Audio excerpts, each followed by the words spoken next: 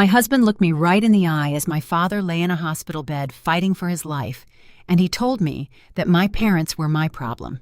He sneered, adjusting his designer watch, and declared that my money was mine and his money was his. I did not scream. I did not cry.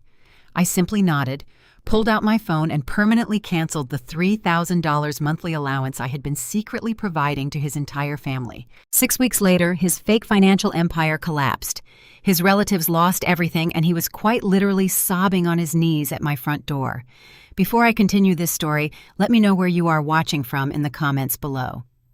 Hit the like button and subscribe if you have ever had to legally and systematically dismantle a toxic partner who mistook your generosity for weakness. My name is Clara, and I am 33 years old. Up until 6 weeks ago, I was the supply chain director for a major multinational corporation in Chicago, bringing in a salary of $250,000 a year. My job required me to be highly analytical to track missing inventory and identify weak links in complex global networks.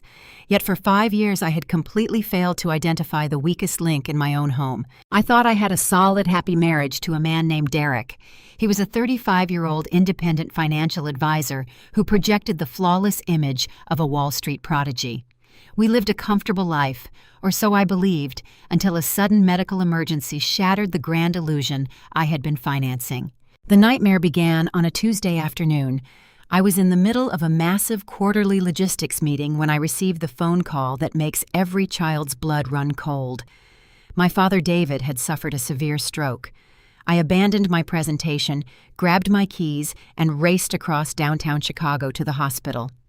When I arrived, the intensive care unit was a chaotic blur of sterile smells, harsh fluorescent lights, and the terrifying rhythmic beeping of heart monitors.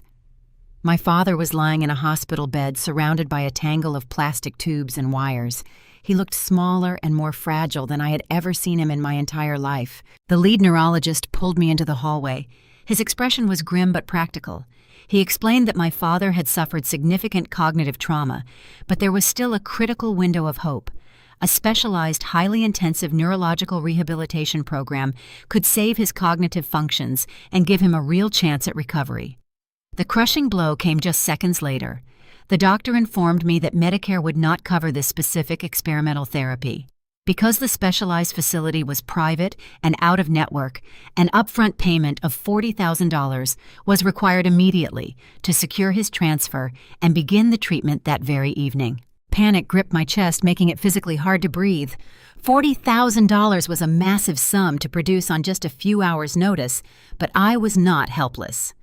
Derek and I had a joint emergency investment fund specifically designated for catastrophic life events. Because Derek was supposedly a financial expert, I let him manage all our liquid assets and investment portfolios. I stepped further down the freezing hospital corridor, my hands shaking violently as I gripped my phone. I dialed Derek's number, needing him to initiate an immediate wire transfer to the hospital's billing department. The phone rang endlessly. A cold, mechanical dial tone was my only answer before it rolled directly to voicemail. I dialed again, pacing the linoleum floor, my heart hammering against my ribs like a trapped bird. On the fourth attempt, he finally answered. His voice was not filled with concern or panic. It was dripping with profound, unmistakable annoyance. He told me he was on the 14th hole at his exclusive country club and demanded to know why I was interrupting his game. I choked back a desperate sob and begged him to come to the hospital, immediately explaining that my father was in critical condition and we needed to access the emergency funds right now. He arrived over an hour later, while other families in the waiting room were huddled together in tears, seeking comfort in one another. Derek strolled through the double doors wearing his expensive golf polo tailored shorts and soft spiked golf shoes. He did not ask how my father was doing. He did not pull me into a comforting embrace. He simply crossed his arms and looked at me as if I had inconvenienced his entire week. I quickly explained the dire situation, outlining the doctor's prognosis and the absolute immediate need to liquidate $40,000 from our emergency portfolio to save my father's mind. Derek looked at me, then glanced lazily through the glass window at my unconscious father. He scoffed a short, cruel sound that echoed loudly in the quiet hospital hallway. He leaned in and delivered the words that would ultimately destroy his life. Your parents, your problem. Clara, your money is yours and my money is mine. Do not even think about touching my investment portfolio for this dead-end charity case. I stood absolutely frozen. The air seemed to instantly vanish from the room. The absolute audacity of his words hit me like a physical strike to the jaw. I stared at this man, this supposed financial genius, and the decades of carefully maintained secrets between us suddenly rose to the surface. I did not fall apart. I did not break down into a weeping mess. Instead, a cold, sharp clarity washed over my entire body. "Your portfolio?" I asked, my voice dropping to a dangerous, steady whisper. "For 5 years I have paid 100% of the mortgage on the house I bought before we even met. I cover all the groceries, all the utilities, and I transfer $3,000 every single month into your separate account.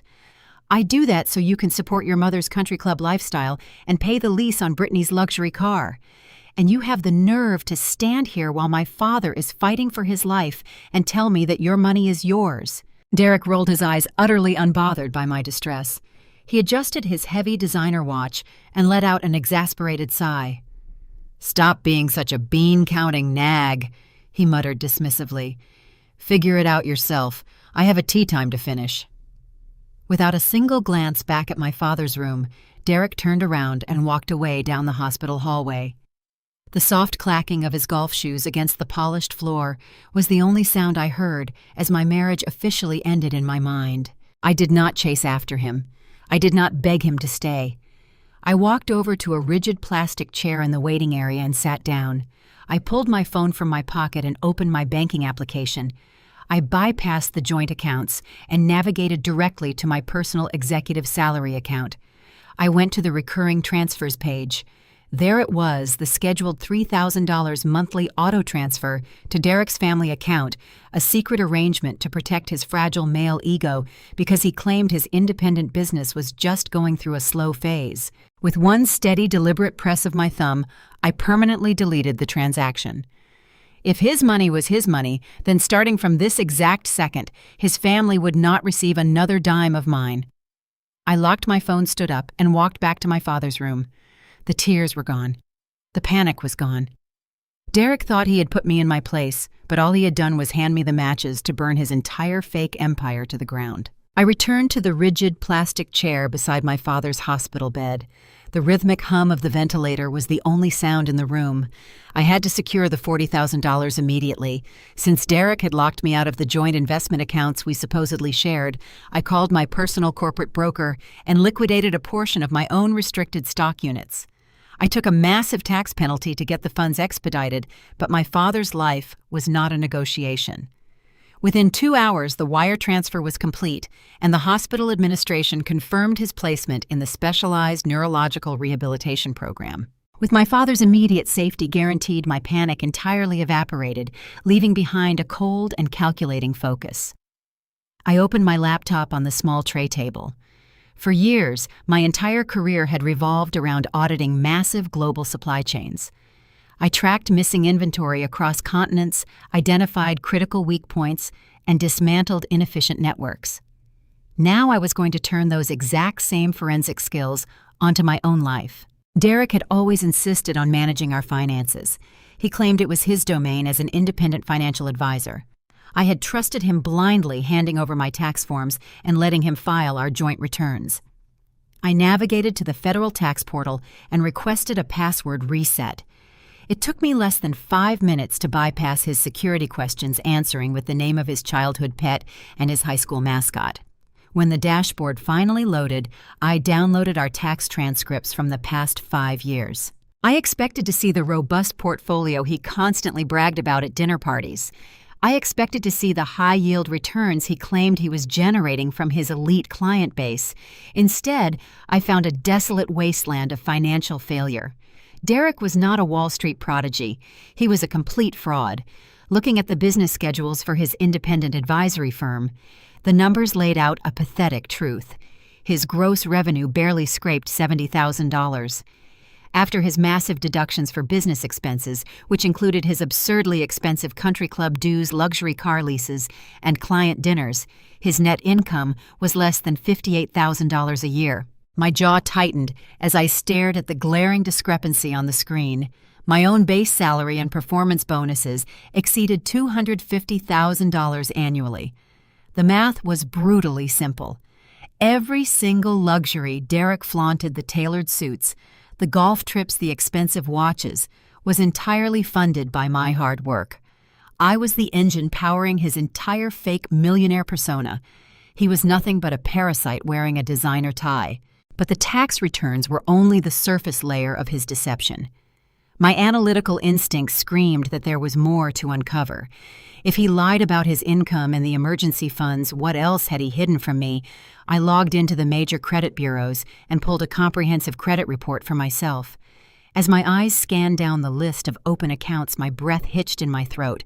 There, glaring at me under the real estate section, was a massive home equity line of credit. The balance was entirely maxed out at $150,000. My hands began to shake with a violent fury. The house we lived in was solely in my name. I had purchased the property entirely with my own savings 3 years before I even met Derek. He had absolutely no legal right to borrow against my home. I frantically clicked on the account details to view the loan origination documents. The loan had been opened 14 months ago. I scrolled down to the signature line. There, stamped perfectly at the bottom of the digital contract, was an electronic signature bearing my exact name. Derek had forged my signature. He had committed federal financial fraud to extract $150,000 of equity from my house. He did it without my knowledge, without my consent, and had actively hidden the monthly statements by routing the digital mail to a private server. He had literally stolen from my future to subsidize his present. I spent the next 3 hours tracing the flow of the stolen money. By hacking into his personal banking portal, using the same reset methods, I found the digital paper trail. The $150,000 had not been invested in any secure portfolios. It had been systematically drained to maintain the extravagant lifestyle of his entire family. I saw wire transfers paying for his sister Brittany's luxury vacations. I saw massive payments to high-end country clubs for his mother Patricia. Derek had essentially used my house as a personal banking machine to buy his family's respect and admiration. He played the generous, wealthy provider while secretly digging a massive pit of debt in my name. The sheer audacity of his betrayal was staggering.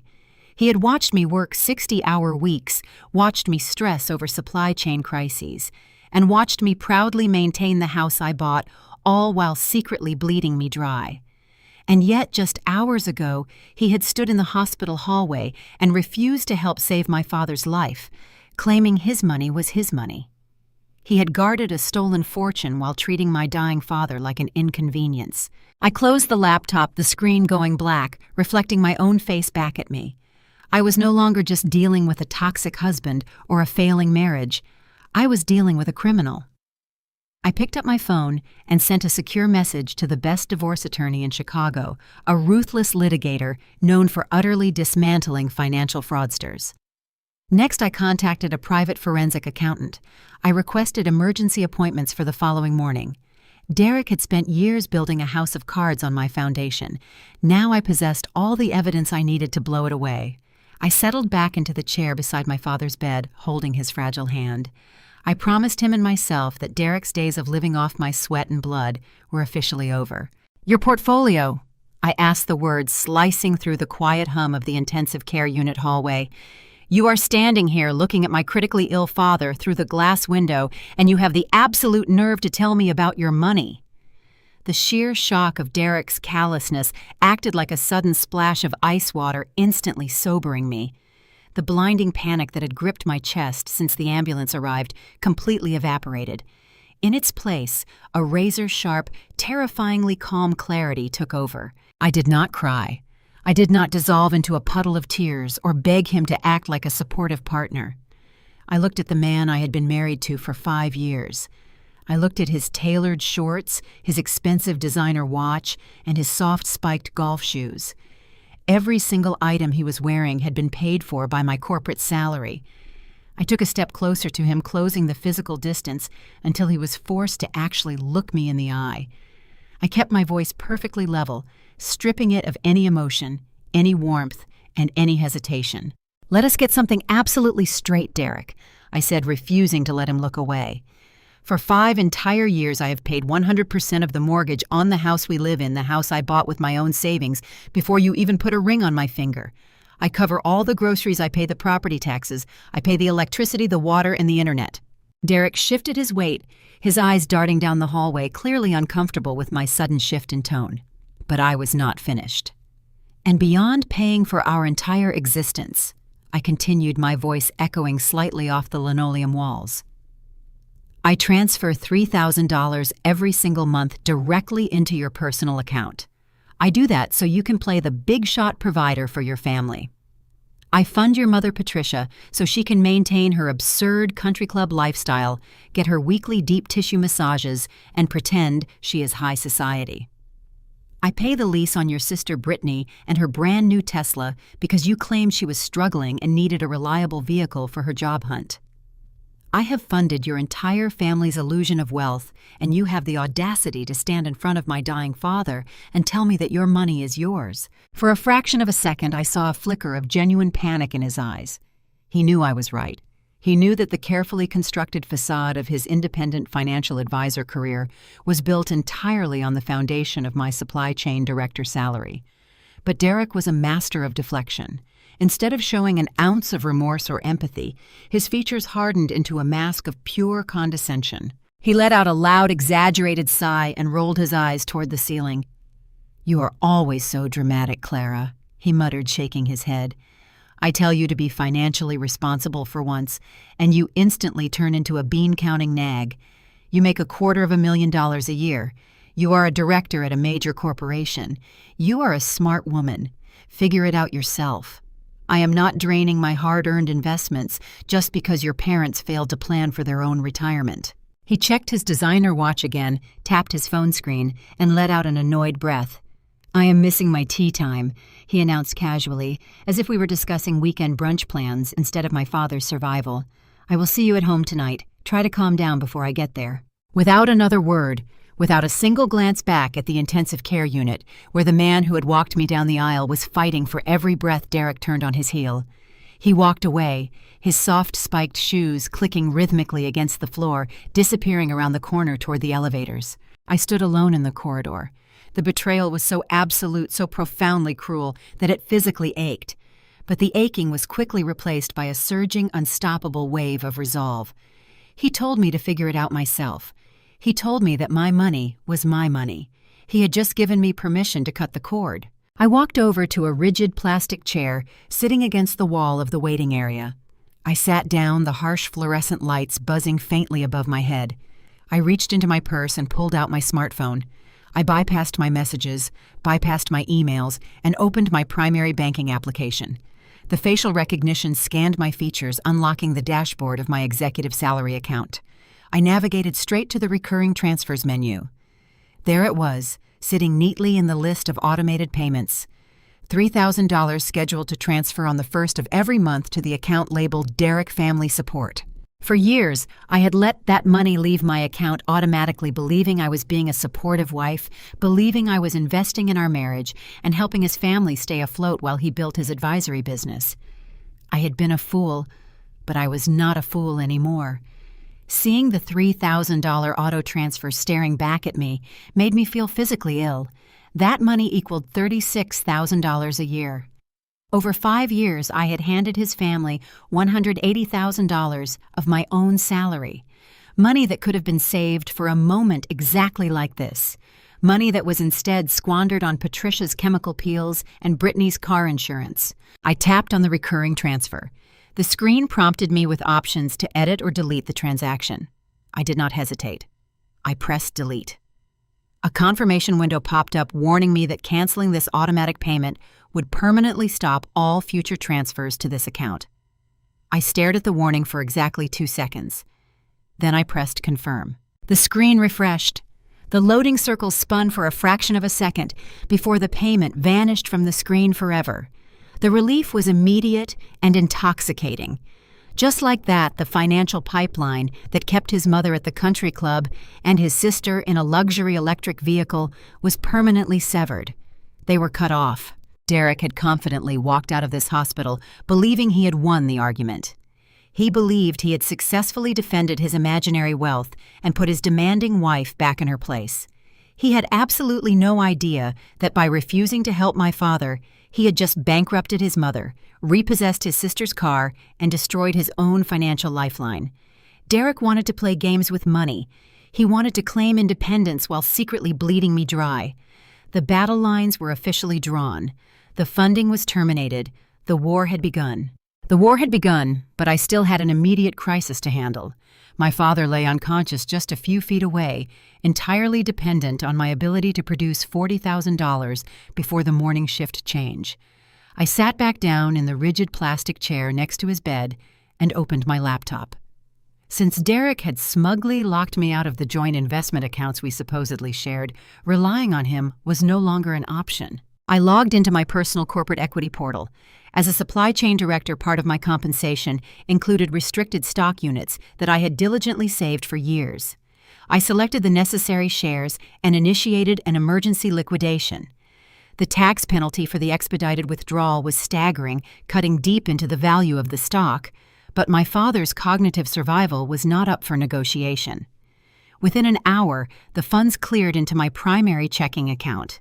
I immediately wired the full $40,000 to the hospital's billing department. A profound wave of relief washed over me when the administration staff brought the confirmation paperwork, securing his transfer to the specialized neurological rehabilitation program. With my father's immediate safety guaranteed, the adrenaline that had been flooding my system slowly receded. In its place, a chilling, methodical focus took over. The intensive care unit grew quiet as the late-night hours crept in. The nurses moved silently through the dim corridors, and the rhythmic mechanical breathing of the ventilator provided a steady metronome for my thoughts. I stared at the glowing screen of my laptop. For a decade, my entire professional life had revolved around investigating complex international logistics. I tracked millions of dollars in missing inventory across continents, identified critical vulnerabilities in corporate networks, and ruthlessly dismantled inefficient systems. I was a master at finding leaks and exposing flaws. Now, sitting in the blue light of the monitor, I realized I needed to turn those exact forensic skills onto my own marriage. Derek had always insisted on maintaining absolute control over our finances. From the moment we got married, he established himself as the undisputed authority on all things monetary. He claimed it was his professional domain as an elite independent financial advisor. I had trusted him completely blindly, handing over my tax forms every spring and signing wherever he placed a sticky note on our joint tax returns. I had never questioned his methods because he projected such an unshakable aura of wealth and success. He wore custom-tailored suits, drove a pristine luxury vehicle, and constantly name-dropped high-net-worth clients. But after his performance in the hallway, that illusion had shattered. I needed to see the raw data. I navigated to the federal tax portal and initiated a password reset for our joint account. Derek was predictable in his arrogance, assuming no one would ever dare to audit him. His security questions were laughably simple. I bypassed the first gate by typing the name of his childhood golden retriever and cleared the second by entering his high school mascot. Within 3 minutes, I had full access to the digital vault of our financial history. My fingers moved swiftly across the keyboard as I requested the official tax transcripts for the past 5 consecutive years. I downloaded the massive files, organizing them into side-by-side windows on my screen. I started with the most recent filing year. I expected to find the robust, high-yield investment portfolios he constantly bragged about to my colleagues at corporate dinners. I braced myself to see the massive capital gains and the lucrative commission structures he claimed he was building. I scrolled down to the schedule reporting his independent business income, holding my breath. The numbers staring back at me made me blink in sheer disbelief. I zoomed in on the document, convinced I had misread the line item. His gross revenue for the entire year was $72,000. I sat perfectly still, my eyes scanning the digits again and again. $72,000. This was the brilliant Wall Street prodigy who mocked my corporate salary. This was the man who claimed his investment strategies were outperforming the market. But the reality was even more pathetic. I scrolled further down the page to examine his business deductions. Derek had aggressively written off every single luxury in his life as a necessary business expense. His exorbitant country club membership, dues the lease on his imported sports car, his expensive lunches at downtown steakhouses, and his premium golf equipment were all listed as tax-deductible operating costs. When I reached the bottom line, the final net income figure was a devastating slap of reality. After all his extravagant deductions, his actual take-home pay was precisely $57,800. A cold, dark fury began to pool in my stomach. I pulled up my own forms for the same tax year. My base salary combined with my performance bonuses exceeded $250,000. The mathematical truth was brutal and undeniable. There was no financial empire. There was no brilliant investment strategy. Every single luxury Derek flaunted was funded completely and entirely by my sweat, my stress, and my long hours at the office. I was the sole engine powering his entire fake millionaire persona. I clicked through previous years, watching the same miserable pattern repeat itself. Year after year, he barely scraped by using my soaring income to mask his professional mediocrity. He had weaponized my trust to build a lavish lifestyle, deliberately keeping me in the dark while he paraded around as the ultimate breadwinner. He had called me a bean-counting nag when I asked him to help save my dying father, telling me his money was his. The sheer, unadulterated audacity of his deception was suffocating.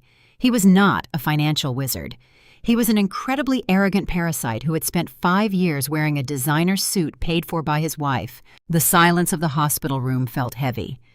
I looked over at my father, his chest rising and falling with the help of the machine. I had spent years desperately trying to be the perfect supportive wife to a man who viewed me as nothing more than a blank check. Derek thought he had secured his position at the top of the hierarchy. He thought his secrets were safe behind his passwords and his confident swagger. He was wrong. The financial autopsy had only just begun, and I was going to dissect every single lie he had ever told. I would strip away every layer of his perfectly manicured existence until there was nowhere left for him to hide. As the dawn began to break outside the hospital window, casting a pale gray light across the sterile room, my resolve solidified into an unbreakable iron core. The war was fully underway, but I knew the tax returns were merely the surface layer of a much deeper, darker financial abyss. Derek had hidden his pathetic income behind my corporate salary, but my analytical instincts, honed by years of hunting down missing international inventory, screamed that there was more to uncover. If he had lied so easily about his earnings and our emergency funds, I needed to know exactly how much damage he had done to our liabilities. I needed to see our actual debt. I opened a new tab on my browser and navigated to the primary credit bureaus. Paying the premium fee for immediate access, I pulled a comprehensive 3-bureau credit report for myself. I had always maintained a pristine credit score, managing my finances with the same ruthless efficiency I applied to my supply chain networks. I expected to see my standard credit cards, the remaining balance on my student loans, and the mortgage for our home. As the report populated on my screen, I scrolled past the familiar green check marks indicating perfect payment histories. I moved past the revolving credit lines and the installment loans. Then I reached the real estate section. My breath hitched, catching painfully in my throat. My eyes locked onto an unfamiliar massive account sitting right beneath my primary mortgage. It was a home equity line of credit. The account was fully active, and the balance was entirely maxed out at $150,000. I stared at the screen, my mind struggling to process the impossible numbers. A freezing, paralyzing dread washed over me, numbing my fingertips. The house we lived in, the beautiful, sprawling property in the Chicago suburbs, was solely in my name. I had purchased that property entirely with my own savings 3 years before I even met Derek. He had absolutely no legal right to borrow against my home. It was my premarital asset guarded by a very specific deed structure. My hands began to shake with a violent, consuming fury. How had he managed to leverage a house he did not own? I copied the origination bank name and the account number from the credit report. I opened another window and navigated directly to that specific bank's online portal. I tried Derek's email address and his predictable password combination. The system rejected it. I tried another variation utilizing the year we got married and his mother's maiden name. The security gate swung open, granting me full access to the digital dashboard. I clicked wildly through the account details, bypassing the monthly statements and navigating straight to the loan origination documents. The digital file took a few agonizing seconds to load over the hospital's wireless network. When the PDF finally appeared, the horrible truth was laid bare in stark black and white legal text. The loan had been opened 14 months ago. I scrolled rapidly down the multi-page document, scanning the dense financial jargon, searching for the final page. When I reached the bottom, a wave of pure nausea hit me. There, stamped perfectly on the primary borrower signature line, was my exact name. It was an electronic signature executed through a secure digital portal. Derek had forged my signature. He had committed federal financial fraud to extract $150,000 of hard-earned equity from my house. I clicked on the electronic signature certificate details, tracking the digital footprint of the transaction. The IP address associated with the signing did not match my corporate office, nor did it match my personal devices. The confirmation emails had been routed to a private encrypted server domain that I immediately recognized as Derek's secondary business account. He had orchestrated the entire scheme from his home office, intercepting the bank's verification calls and digitally impersonating me to secure the loan. He had deliberately hidden the monthly statements by opting for paperless billing sent exclusively to that hidden server. I reviewed the transaction history on the fraudulent account, matching the dates of his massive withdrawals with his most arrogant purchases. A $20,000 draw perfectly coincided with the month he bought his mother, Patricia, her elite country club membership. A $30,000 transfer aligned exactly with the sudden down payment on his sister Brittany's luxury electric vehicle. He had extracted chunks of my home's equity to buy the admiration and loyalty of his entitled family. He was playing the generous, wealthy provider to them while secretly digging a massive pit of debt in my name. The magnitude of his crime was staggering. This was not just a case of a toxic husband overspending on a joint credit card. This was a calculated, premeditated felony. He was guilty of wire fraud, identity theft, and severe financial abuse. Derek had literally treated my house, my security, and my future as his own personal banking machine. I sat perfectly still in the sterile hospital room, the only movement coming from my father's steady, machine-assisted breathing.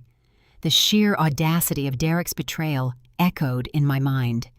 He had stood in this very hallway just hours ago. He had adjusted his expensive watch, looked down his nose at me, and declared that his money was his money. Meanwhile, he was actively servicing a massive fraudulent debt that he had strapped directly onto my back. He had used my pristine credit and my home equity to fund his illusion of a successful Wall Street career. The burning anger inside me began to cool, crystallizing into a lethal, unyielding calmness. I was no longer a grieving daughter begging an unfeeling husband for help. I was a corporate director staring at a criminal who had vastly underestimated his victim. I meticulously organized the downloaded files into a secure digital dossier. I named the folder with his full legal name, a fitting title for the casket I was building for his career. Every piece of data, every fraudulent signature, every hidden transfer was cataloged. I was a supply chain expert. I knew exactly how to track raw materials from their origin to their final destination, and tracking Derek's stolen funds was no different. The money trail was indisputable. I checked the time on my laptop. It was nearing 6 o'clock in the morning. The hospital corridors were beginning to stir with the morning shift change. Derek would be waking up soon in our spacious master bedroom, completely unaware that his entire financial existence had just been laid bare on my screen. He would probably check his phone expecting a desperate apologizing text message from me. He would expect me to be begging for his financial expertise. He was so deeply entrenched in his own narcissism that he could not see the avalanche suspended directly above him. He had mistaken my previous trust for stupidity. I packed my laptop into my bag, making sure the backup drives were securely hidden in the zippered pockets. I stood up and gently squeezed my father's warm hand, promising him silently that I would handle the man who had tried to leave him for dead. Derek had committed a federal offense. This was identity theft, wire fraud, and severe financial abuse, all wrapped into one arrogant package. I was not just going to divorce him. I was going to ensure that he faced the full, crushing weight of the United States justice system. I grabbed my coat and prepared to leave the hospital. I had a lot of work to do, and Derek's total annihilation required my absolute focus. 72 hours had passed since I walked out of that intensive care unit and permanently severed the financial artery feeding my husband's illusions. I had not returned to the house. Instead, I checked into an extended stay executive suite directly across the street from the rehabilitation center where my father was now safely recovering. For 3 days, I operated with a lethal mechanical efficiency. I took a temporary leave of absence from my corporate office, redirecting all my supply chain tracking skills into building an airtight federal case against the man I married. My hotel room had transformed into a war room. The walls were lined with printed bank statements, wire transfer logs, and the forged home equity loan documents. I had engaged a ruthless divorce attorney and a forensic accountant who were already preparing the legal barrage. Derek had sent me exactly 14 text messages during this time. They started as annoyed demands for my whereabouts, shifted into patronizing instructions to stop throwing a tantrum, and finally settled into a sullen silence when I simply refused to respond. He had absolutely no idea that the ground beneath his feet was already gone. The automated monthly transfer of $3,000 had officially failed to execute on Thursday morning. I knew it was only a matter of time before the financial drought hit the lower branches of his family tree. Derek lived a cash-poor existence, completely reliant on my scheduled deposits to cover the massive credit card bills he racked up, keeping his mother and sister steeped in luxury. Without my corporate salary instantly refilling his depleted accounts, his entire ecosystem was designed to crash.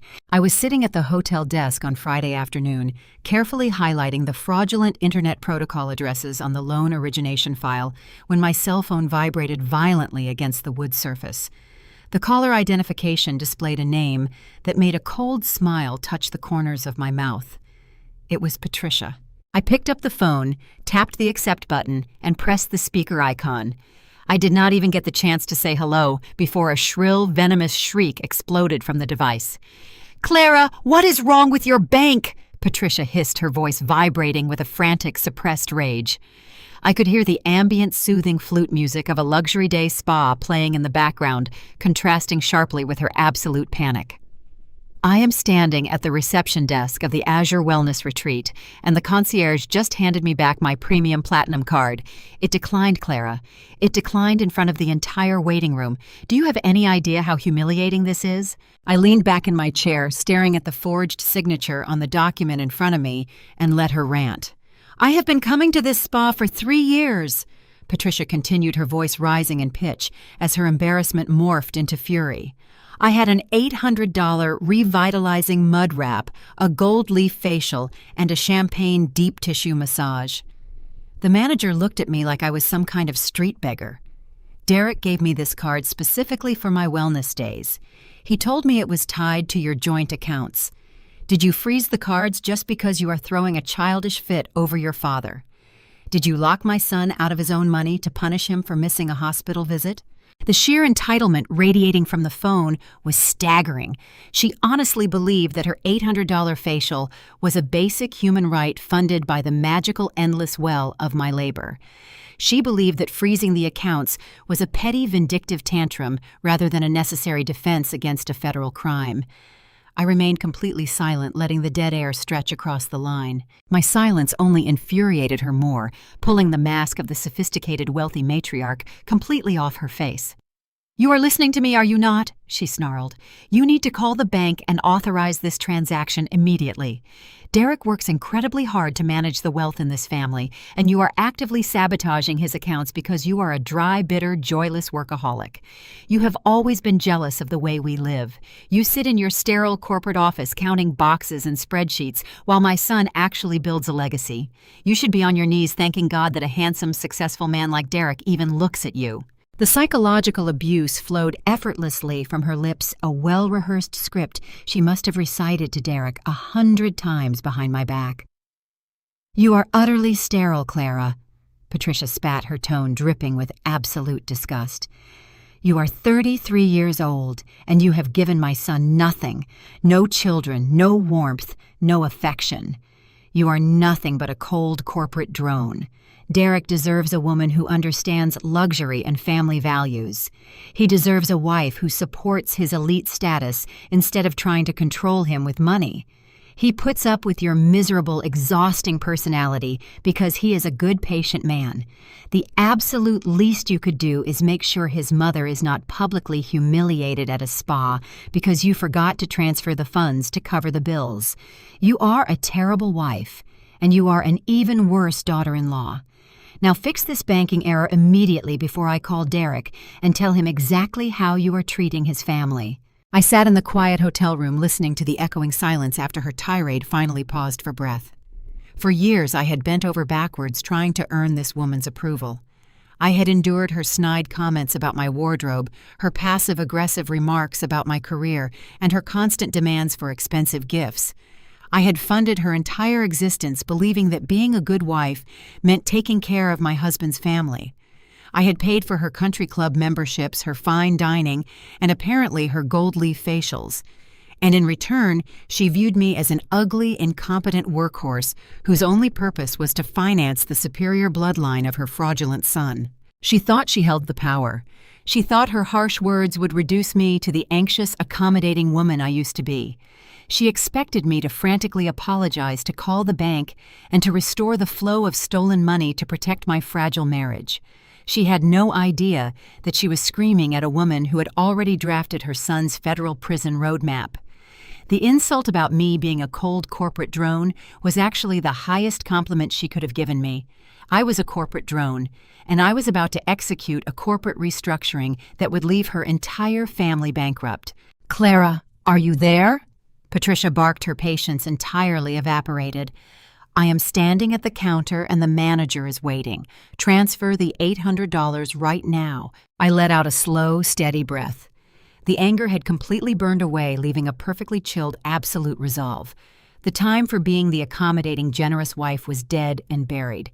I leaned closer to the phone's microphone, ensuring my voice carried the precise, razor-sharp tone I used when dismantling a failing vendor contract in the corporate boardroom. I did not yell. I did not match her frantic, escalating panic. I simply let the absolute freezing temperature of my voice do the heavy lifting. "Derek's money is Derek's money, Patricia," I said, enunciating every single syllable with crystal clarity. "Ask your wealthy, successful son to pay for your mud bath." Before she could even draw a breath to launch into another tirade of insults, before she could utter a single syllable of protest or demand to speak to a manager, I pressed the red button on my screen. The line went dead. The soothing background flute music of the Azure Wellness Retreat vanished, replaced by the absolute unbroken silence of my hotel suite. I immediately tapped her contact profile and hit block caller. I did the exact same thing for Derek. I did it for Brittany. With 3 quick taps of my finger, I effectively erased their ability to poison my airspace. They were no longer my family. They were hostile entities, and I was permanently cutting their communication lines. I sat back in my chair and let the silence wash over me. A strange, profound physical sensation settled into my bones. The anxiety that had plagued my marriage for 5 years, the constant suffocating pressure to be the perfect provider to earn enough to keep Derek happy and his family satisfied entirely, evaporated. The emotional tether connecting me to my husband simply dissolved into thin air. I did not feel heartbreak. I did not feel the crushing grief of a failed marriage or the sting of a wasted youth. I felt nothing but a terrifyingly brilliant tactical clarity. The emotional detachment was absolute and complete. This was no longer a domestic dispute about wedding vows or broken promises. This was a corporate liquidation, and Derek was the toxic asset I was about to ruthlessly excise from my portfolio. I picked up my phone again. During my sleepless hours the previous night, I had compiled a short list of the most aggressive, high-powered legal representatives in Chicago. I bypassed the gentle mediators and the collaborative divorce practitioners. I needed a shark, a litigator who specialized in high-net-worth dissolution and complex financial fraud. I dialed the direct office line for a senior partner known for utterly destroying grifters in open court. When her paralegal answered, I did not offer a tearful sob story about a cheating or neglectful husband. I delivered a crisp, bulleted summary of the situation. I stated my name, my corporate title, and my annual compensation. I informed the paralegal that my husband had fraudulently executed a $150,000 home equity line of credit against a premarital property held solely in my name using a forged electronic signature. I added that I possessed the complete digital paper trail verifying the theft, and I required immediate emergency injunctive relief to freeze his access to all marital assets. The paralegal placed me on a brief hold. Less than 40 seconds later, the senior partner picked up the line. She did not offer empty condolences or patronizing sympathy. She asked for my current location and told me she was clearing her afternoon schedule. She instructed me to upload every single tax return credit report and digital signature certificate to her firm's encrypted server. I outlined my core objectives with absolute precision. I wanted my house secured, I wanted Derek's hidden accounts exposed, and I wanted an impenetrable legal barricade erected between my future earnings and his impending financial collapse. The attorney agreed to file the initial motions before the courts closed for the weekend. We were officially going on the offensive. As soon as I concluded the call with the attorney, I moved directly to my next target. Derek's entire illusion was built on moving my money through his accounts to mask his abject failures. To guarantee his destruction, I needed a certified expert to map the exact trajectory of every single stolen dollar. I contacted a premier forensic accounting firm located in the financial district. I spoke directly with the lead investigator, laying out the parameters of the assignment.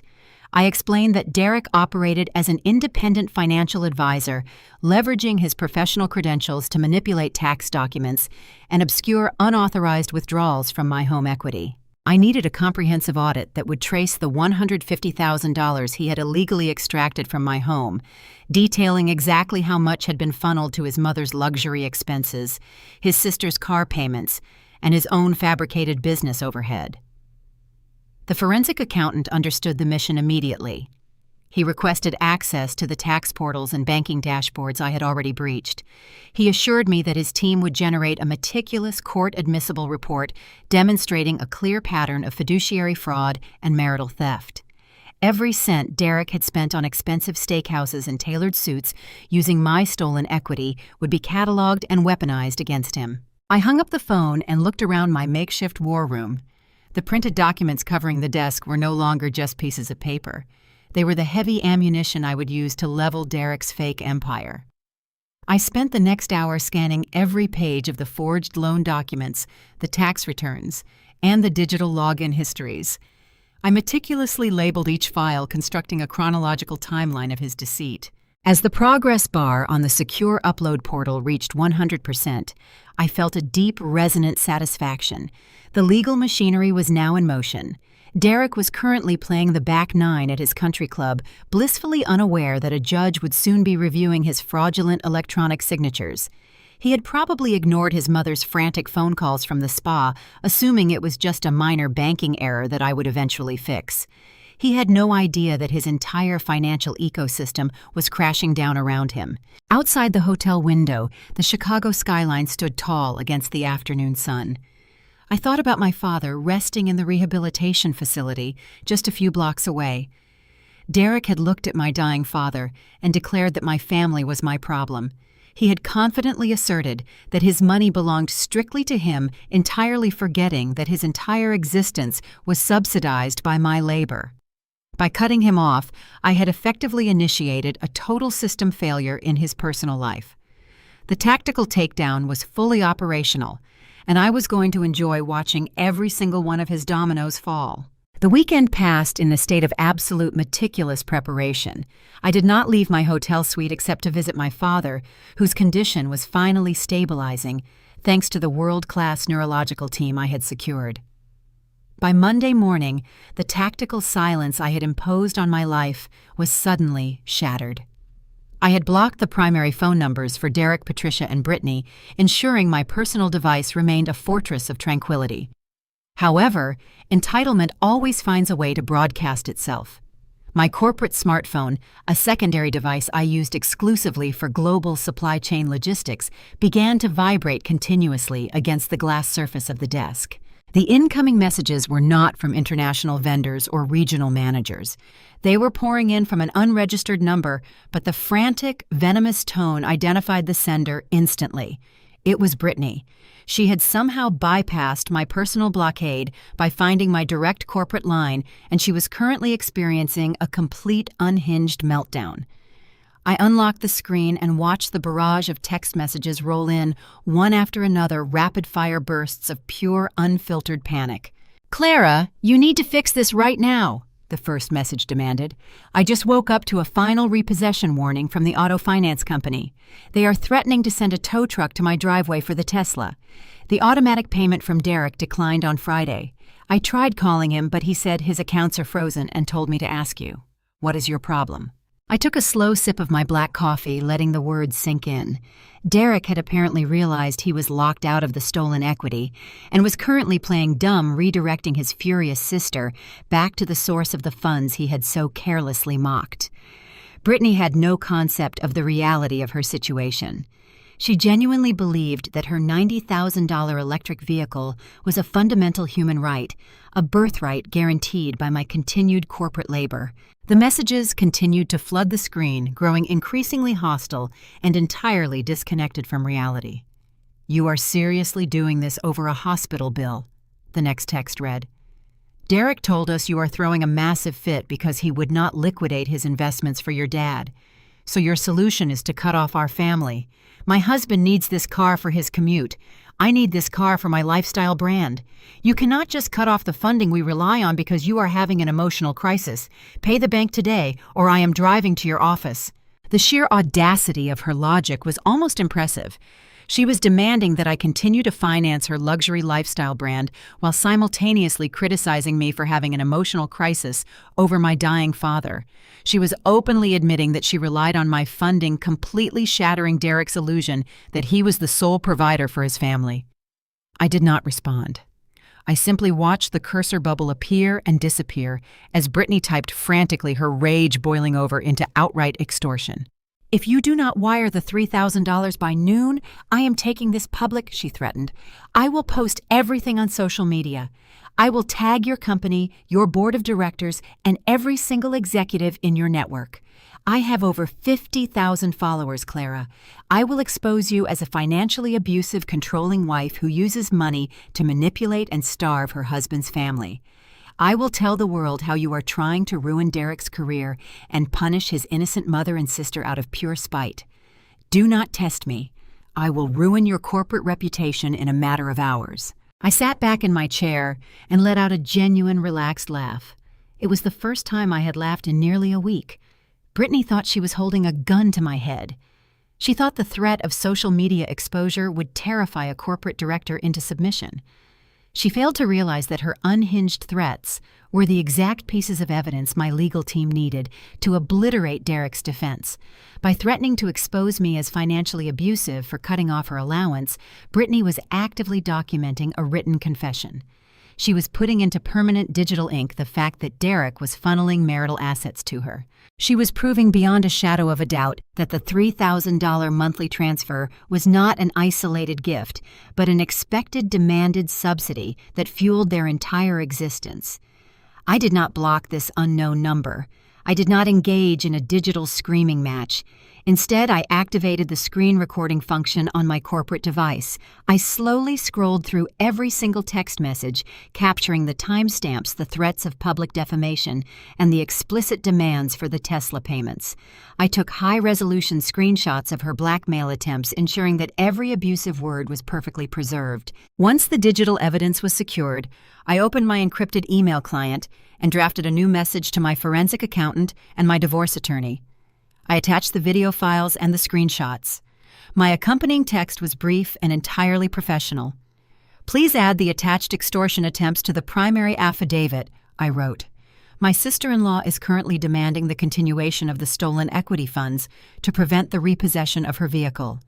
She has threatened corporate defamation if the unauthorized financial support is not reinstated immediately. This should thoroughly support our claims of fiduciary fraud and marital asset dissipation. I hit send and watched the progress bar complete the upload. The trap was growing tighter by the minute. Brittany thought she was a powerful social media influencer, leveraging her audience to secure her luxury car. In reality, she was a frantic, entitled dependent who had just handed federal investigators a golden ticket. My phone vibrated one last time with a final message from the unregistered number. "You have until noon, Clara. Do not make me destroy you."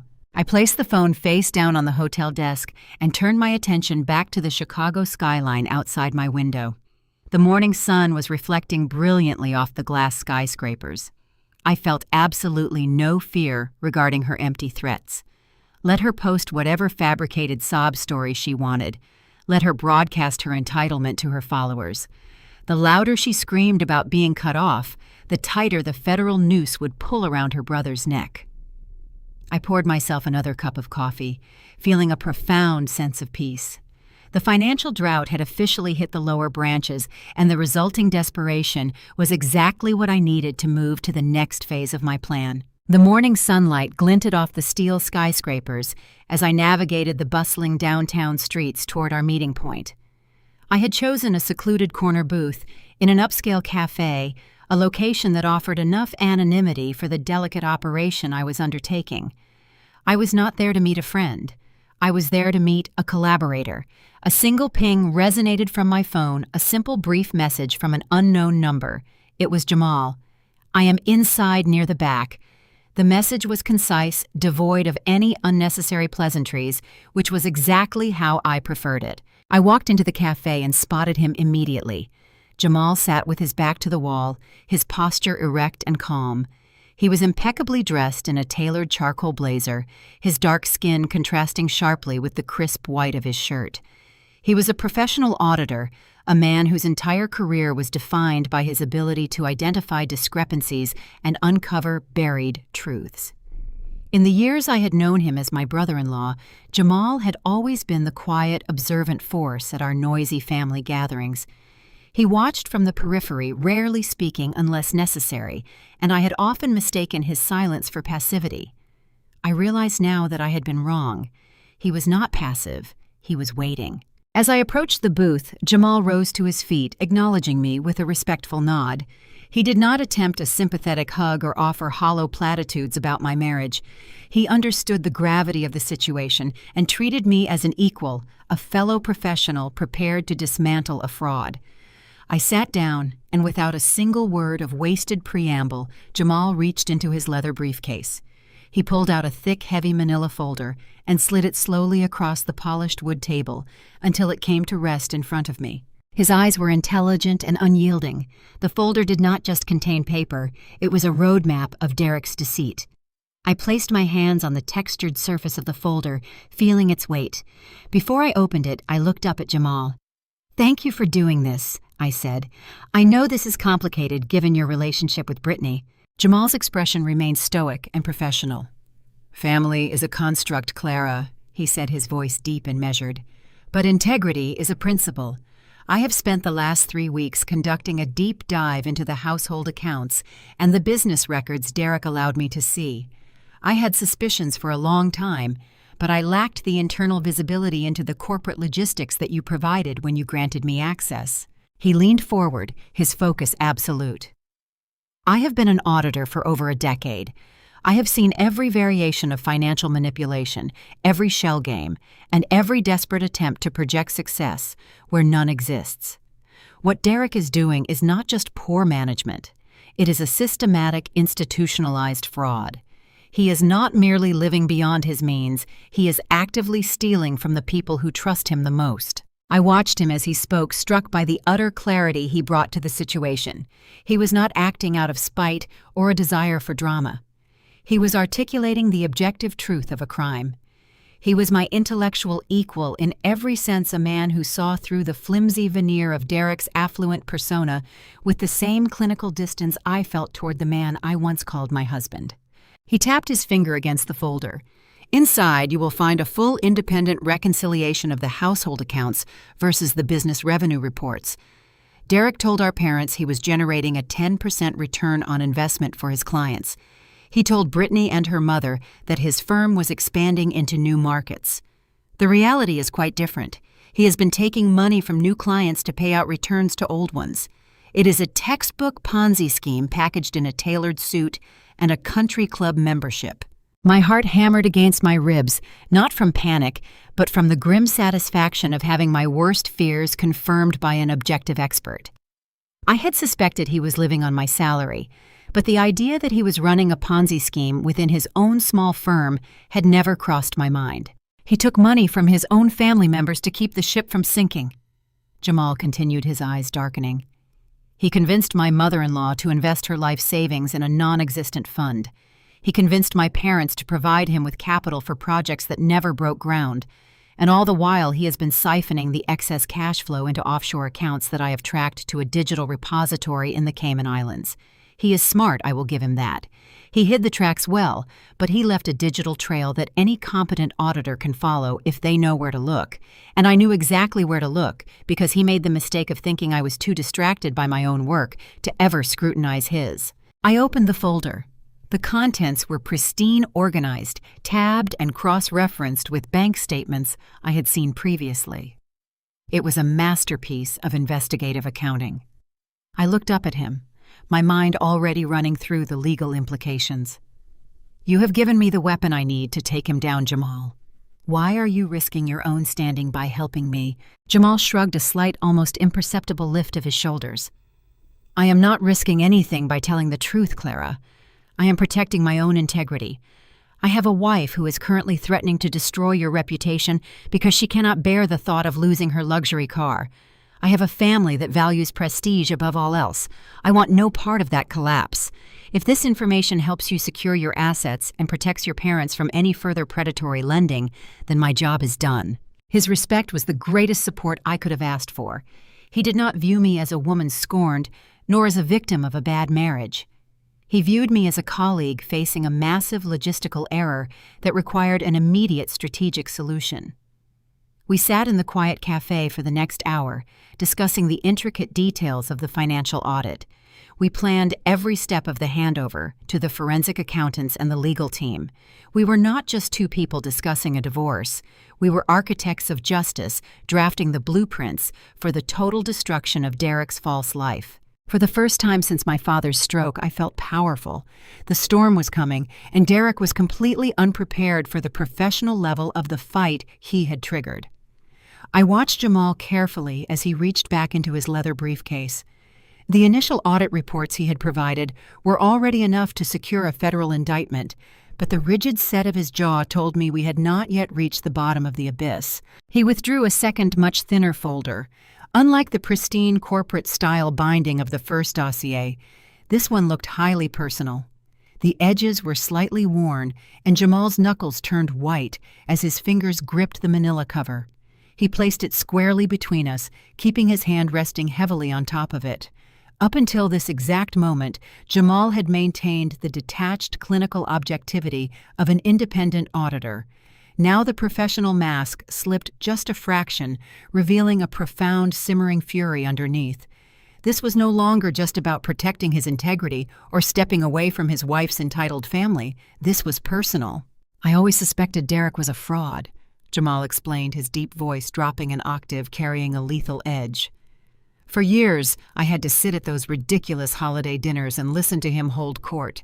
He bragged about being the breadwinner, calling you a corporate drone. But when I looked at my own credit reports, I found he used my identity and your cash flow to launder his catastrophic stock market losses. Jamal opened the folder and flipped to the first page. It was a comprehensive consumer credit report, but the name at the top was not Derek's, it was Jamal's. I decided to run a routine sweep of my own credit profiles 3 weeks ago, shortly after Derek started acting erratic about a supposed market dip. Jamal continued, pointing a long finger at a series of highlighted trade lines. What I found completely defied logic.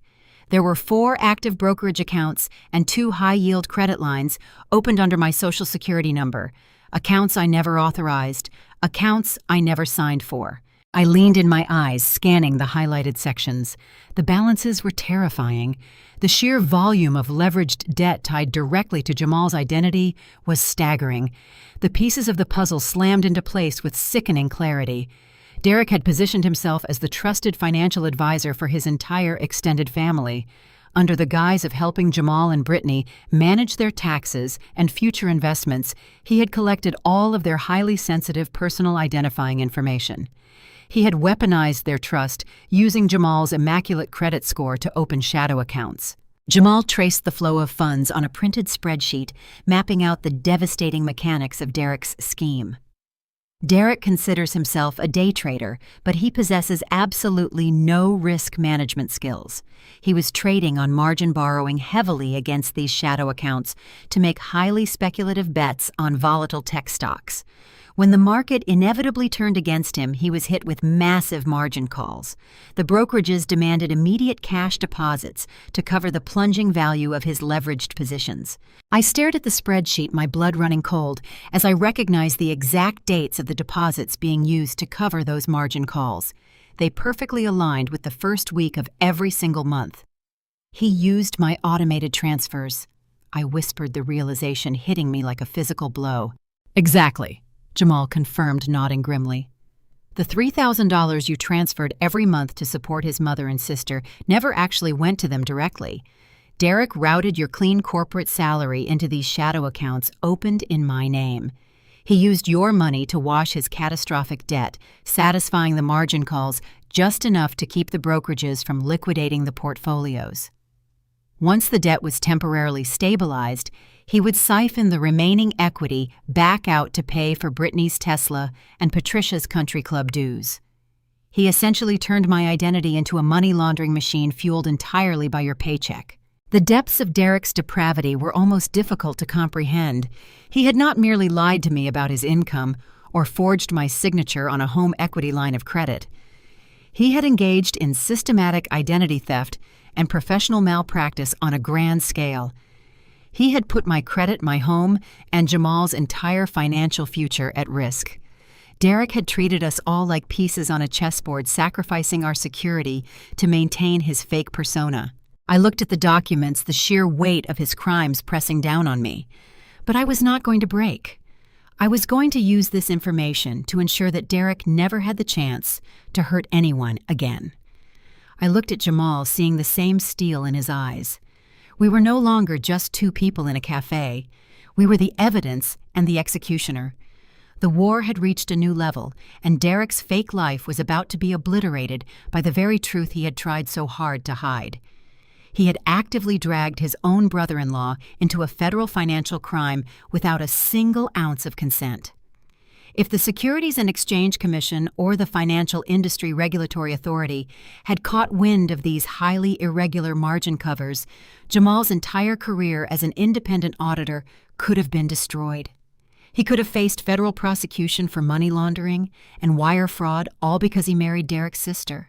"He compromised you," I said, looking up at Jamal, feeling a sudden surge of fierce solidarity with the man sitting across from me. "He put your license, your freedom, and your entire future on the line just to cover his own gambling addiction." "He threw me under the bus without a second thought," Jamal agreed, closing the folder with a sharp, decisive snap. If I had not caught this anomaly during my personal audit, I would have been the one facing federal investigators when this house of cards inevitably collapsed. Derek assumed that because I am quiet at family dinners, I am oblivious. He assumed that because I love his sister, I would turn a blind eye to his creative accounting. He made a fatal miscalculation. Jamal slid the personal file across the table, adding it to the growing mountain of evidence we were compiling. The alliance between us solidified into an unbreakable pact. We were two highly skilled, deeply analytical professionals who had been targeted by a reckless, arrogant grifter. Derek had mistaken my generosity for stupidity, and he had mistaken Jamal's silence for submission. "We are going to give this to your forensic accountant," Jamal stated, his eyes locked onto mine with unwavering resolve. "We are going to document every single unauthorized trade, every forged application, and every laundered dollar." Derek wanted to play the role of the Wall Street Titan. We are going to ensure he gets the full federal scrutiny that comes with the title. I nodded carefully, placing the folders into my bag. The sheer weight of the evidence was comforting. Derek had built a sophisticated trap entirely unaware that he had just locked himself inside it with 2 predators. I thanked Jamal, paid for our coffees, and walked out of the cafe into the bustling Chicago morning. I had a meeting with my legal team, and I was bringing them the exact ammunition needed to trigger a financial execution. But before I walked into that law office, Jamal and I had one final crucial task to complete. We left the crowded cafe and walked 2 blocks to a private rented workspace I had secured earlier that morning. I needed a secure, unmonitored network and absolute privacy to execute the next phase of our strategy. Once the heavy soundproof door clicked shut behind us, the atmosphere in the room shifted entirely. There were no emotional outbursts, no shared grief over the profound betrayal of our respective spouses, and absolutely no hesitation. We operated strictly as 2 seasoned professionals conducting a hostile corporate takeover. Jamal set his briefcase on the polished concrete table while I booted up my heavily encrypted laptop. We looked at each other from across the table, silently acknowledging the gravity of the pact we had just formed. We were about to systematically dismantle Derek's entire existence, tearing down his false empire brick by stolen brick. "I need full visibility," I stated, opening a blank, heavily formatted spreadsheet on my monitor. "I know exactly how to trace the supply chain of these stolen funds, but I need the raw data from his shadow accounts. Can you get us past his firewalls without triggering an administrative alert to his phone?" Jamal pulled a small encrypted solid-state drive from his inner jacket pocket and placed it on the table. He explained that Derek was a creature of extreme arrogance. Derek believed he was a cybersecurity genius simply because he used a basic virtual private network and standard 2-factor authentication. However, Derek was fundamentally lazy. He had routed the backup recovery protocols for his offshore shell accounts directly through the shared home network he had established for Brittany. Jamal, being a meticulous auditor, had easily mapped the entire network topology of his own house months ago. By exploiting that sheer laziness, Jamal had essentially walked through Derek's digital backdoor without tripping a single alarm. Jamal plugged the drive into my device. A black command terminal instantly popped up on my screen. His fingers flew across the keyboard, executing a series of precise commands that bypassed the primary authentication gateways. He linked the recovery keys to a hidden server, Jamal murmured, his eyes locked on the scrolling green text. "And he used my identity to register the domain. Since I am technically the legal owner of the server, requesting a master override is completely within my rights." The terminal vanished, replaced by the sterile minimalist interface of an offshore banking portal. The dashboard loaded, displaying 5 separate shell entities.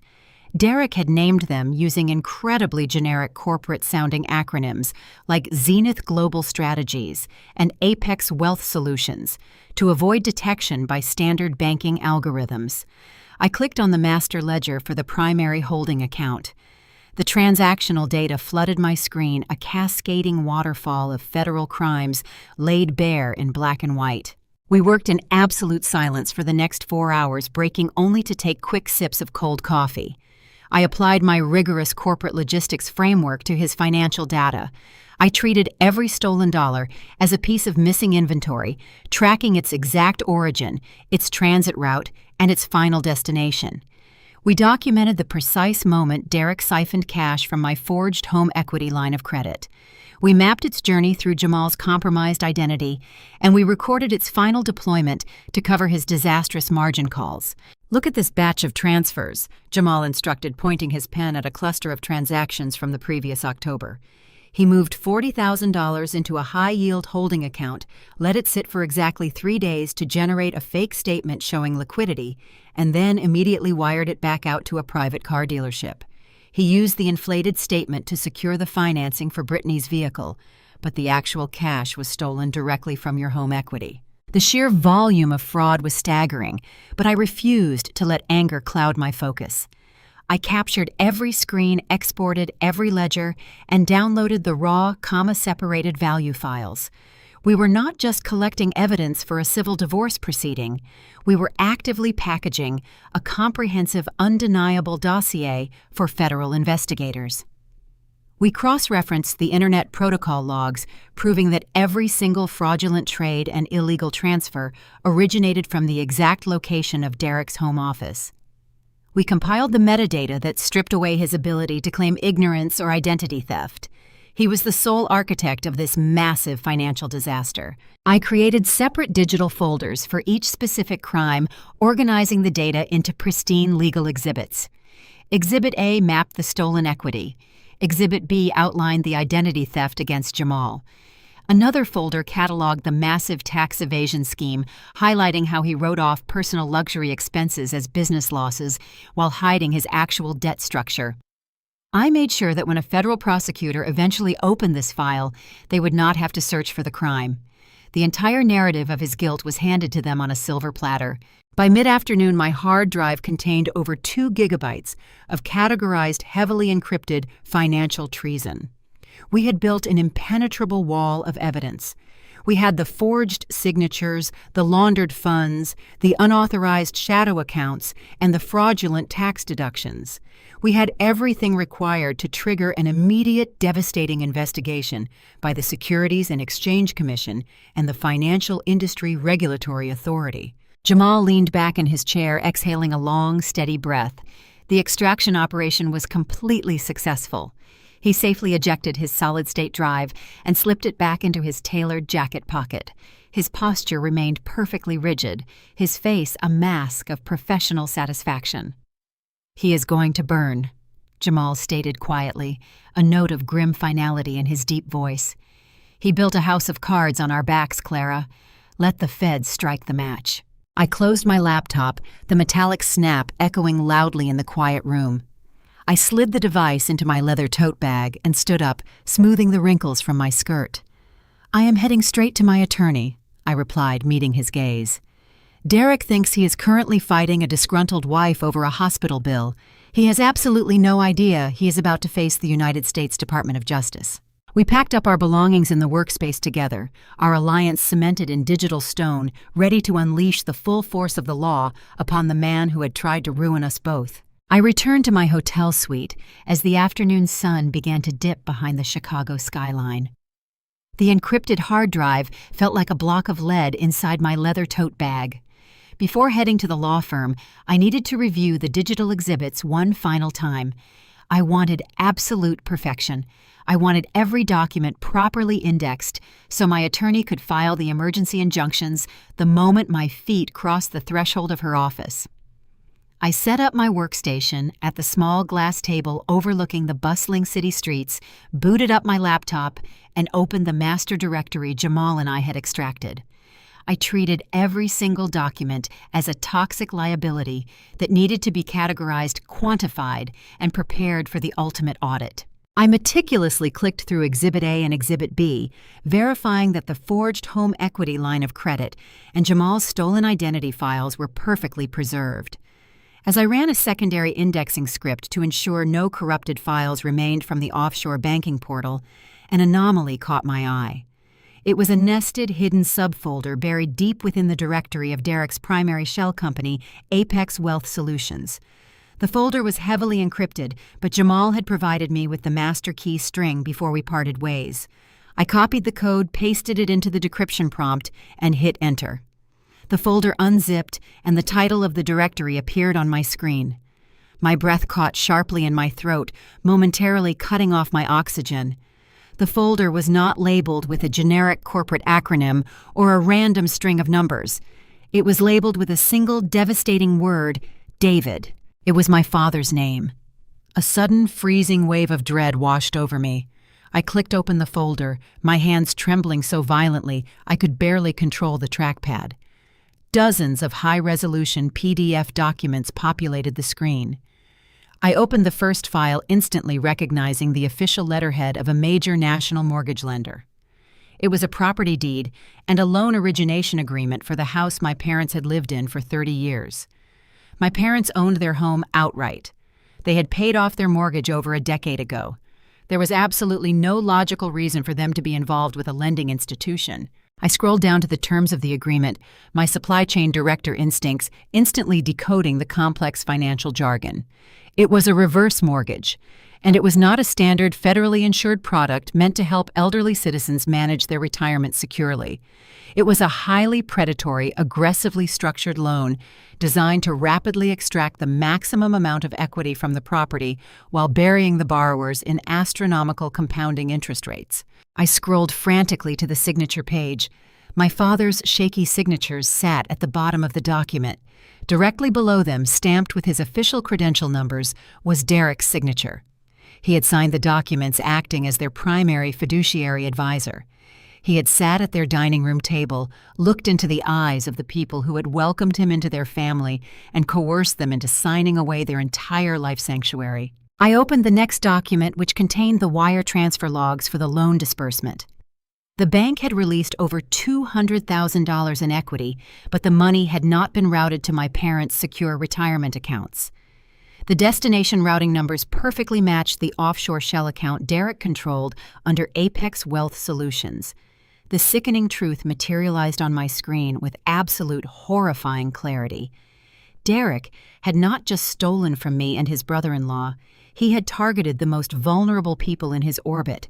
He had deliberately manipulated my elderly parents, exploiting their complete trust in his fake Wall Street persona. He siphoned their life savings and the entire equity of their home to cover his catastrophic margin calls. He had literally stolen their roof to pay for his mother's country club memberships and his sister's luxury electric vehicle. I opened the final subfolder searching for communication logs. I found a hidden email chain routed through his secure server. The dates on the emails made my blood run entirely cold. The most recent messages were dated exactly 3 days before my father's massive stroke. I read the emails sent from my father's personal account. My dad had discovered a discrepancy. He had received a notice about a delinquent property tax payment, a payment that Derek had explicitly promised the reverse mortgage trust would cover automatically. My father's emails grew increasingly frantic. He was asking Derek where the money was. He was asking why the bank was sending threatening letters. He had realized that the equity was gone and the safety net was completely empty. Derek's responses were dismissive, patronizing, and filled with aggressive gaslighting, telling my father he simply did not understand complex financial vehicles. The timeline struck me with the force of a freight train. My father did not just suffer a random neurological event. The crushing, insurmountable stress of realizing his trusted son-in-law had bankrupted him, the absolute terror of losing his home and his security at 70 years old, was the exact trigger for his massive stroke. Derek did not just abandon my father in the intensive care unit. He was the reason my father was in the intensive care unit in the first place. He had pushed an elderly man to the brink of death just to fund his own pathetic, arrogant lifestyle. And then when I begged him for the $40,000 to save my father's cognitive functions, Derek had scoffed. He had stood in his golf shoes, looked at the man he had secretly ruined, and called him a dead-end charity case. I pushed my chair back from the glass table, standing up in the silent hotel room. The anger I had felt over the forged signature on my own home felt entirely insignificant compared to the absolute lethal hatred that now consumed me. This was no longer just a divorce. This was no longer just marital asset dissipation. This was severe malicious elder abuse. It was a federal crime that carried mandatory minimum prison sentences. I walked into the bathroom and splashed freezing water on my face, staring at my reflection. I had been planning a surgical quiet takedown. I had intended to let the lawyers and the federal investigators handle the heavy lifting while I remained safely detached. But Derek had crossed a line that demanded a personal, devastating confrontation. He had nearly killed my father. I walked back to the desk, exported the elder fraud folder onto a separate encrypted flash drive, and shoved it into my pocket. I slammed my laptop shut. I was not going to the law office just yet. I was going back to my house. I was going to walk right through the front door, look Derek in the eye, and watch the exact moment he realized his entire life was over. I grabbed my car keys, the metal biting sharply into my palm. The tactical silence was over. It was time for absolute destruction. The drive from the downtown hotel to my suburban house took exactly 42 minutes. I did not turn on the radio. I drove in absolute silence, the heavy thud of my heartbeat providing the only rhythm I needed. Every streetlight, every stop sign felt like a countdown to an explosion. I pulled into the wide paved driveway of the property I had purchased entirely with my own savings. The exterior lighting illuminated the manicured lawn and the pristine brick facade. It looked like the ultimate picture of upper-middle-class success. It looked like a lie. I unlocked the front door and pushed it open. The immediate smell of expensive roasted garlic and rich Cabernet Sauvignon hit my senses. I walked down the hardwood hallway toward the main living area. There, lounging comfortably on the custom leather sectional I had bought the previous year, were Derek and his mother Patricia. A bottle of imported red wine sat open on the glass coffee table between them. Patricia was holding a crystal glass. Her feet rested casually on the matching ottoman. Derek was scrolling through his phone, an irritated scowl twisting his features. They looked like royalty inconvenienced by the help. When they heard my footsteps, both of their heads snapped toward the entryway. The scowl on Derek's face instantly deepened into a mask of furious authority. "It is about time you decided to show up," Derek barked, tossing his phone onto the leather cushion beside him. "Do you have any idea how much chaos your little temper tantrum has caused today?" Patricia set her wine glass down with a sharp, resonant clink against the glass table. She crossed her arms, glaring at me with unvarnished disgust. "I was humiliated at the Azure Wellness Retreat this afternoon, Clara," she spat, her voice trembling with self-righteous anger. "The manager treated me like a common criminal because the card declined. Derek spent hours on the phone with the bank trying to figure out why your accounts were locked. You are going to call your corporate branch right now, fix whatever glitch you caused, and apologize to my son for this deeply embarrassing stunt." I stopped at the edge of the living room rug. I did not take off my coat. I did not break eye contact. I looked at the two of them sitting in my house, drinking my wine and demanding my money.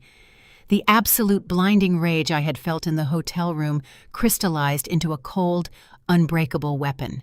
"There is no bank glitch, Derek," I said, my voice eerily calm, slicing through the heavy tension in the room like a scalpel. "I canceled the automated transfer. I completely blocked your access to my salary. Your mother's spa days are over. Brittany's car payments are over. The free ride is permanently canceled." Derek stood up abruptly, his face flushing a dark, volatile shade of red. He took a threatening step toward me, his chest puffed out in a pathetic display of intimidation.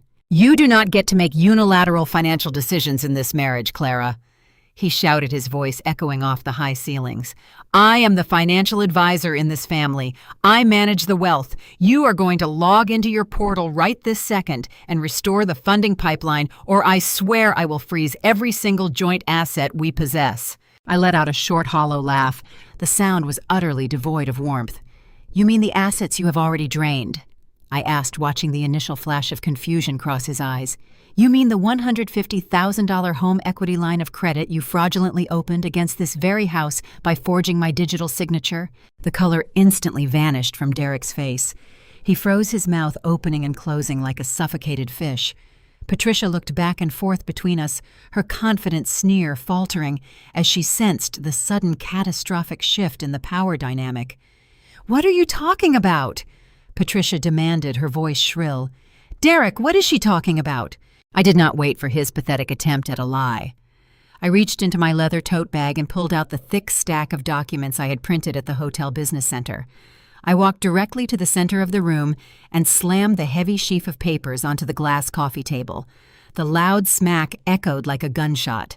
"That is exactly what I am talking about," I stated, pointing a rigid finger at the top page. "But the forged home equity loan is just the appetizer, Derek. I know about Jamal's stolen identity. I know you used his social security number to open 4 shadow brokerage accounts. I know you have been using my paycheck to launder money and cover your catastrophic margin calls because you are an absolutely incompetent day trader." Derek stumbled backward, his knees hitting the edge of the leather sectional. He stared at the documents on the table as if they were live explosives. His breathing became shallow and erratic. He tried to form words, tried to construct a defense, but the sheer undeniable weight of the evidence crushed his ability to speak. "But that is not even the worst part." I continued, stepping closer to him, forcing him to shrink away. I reached down and flipped to the second section of the dossier, revealing the official letterhead of the national mortgage lender. The bold black text of the reverse mortgage contract sat glaringly under the living room lights. "You did not just steal from me and your brother-in-law?" I said, my voice dropping to a lethal, dangerous register. You went to my 70-year-old parents.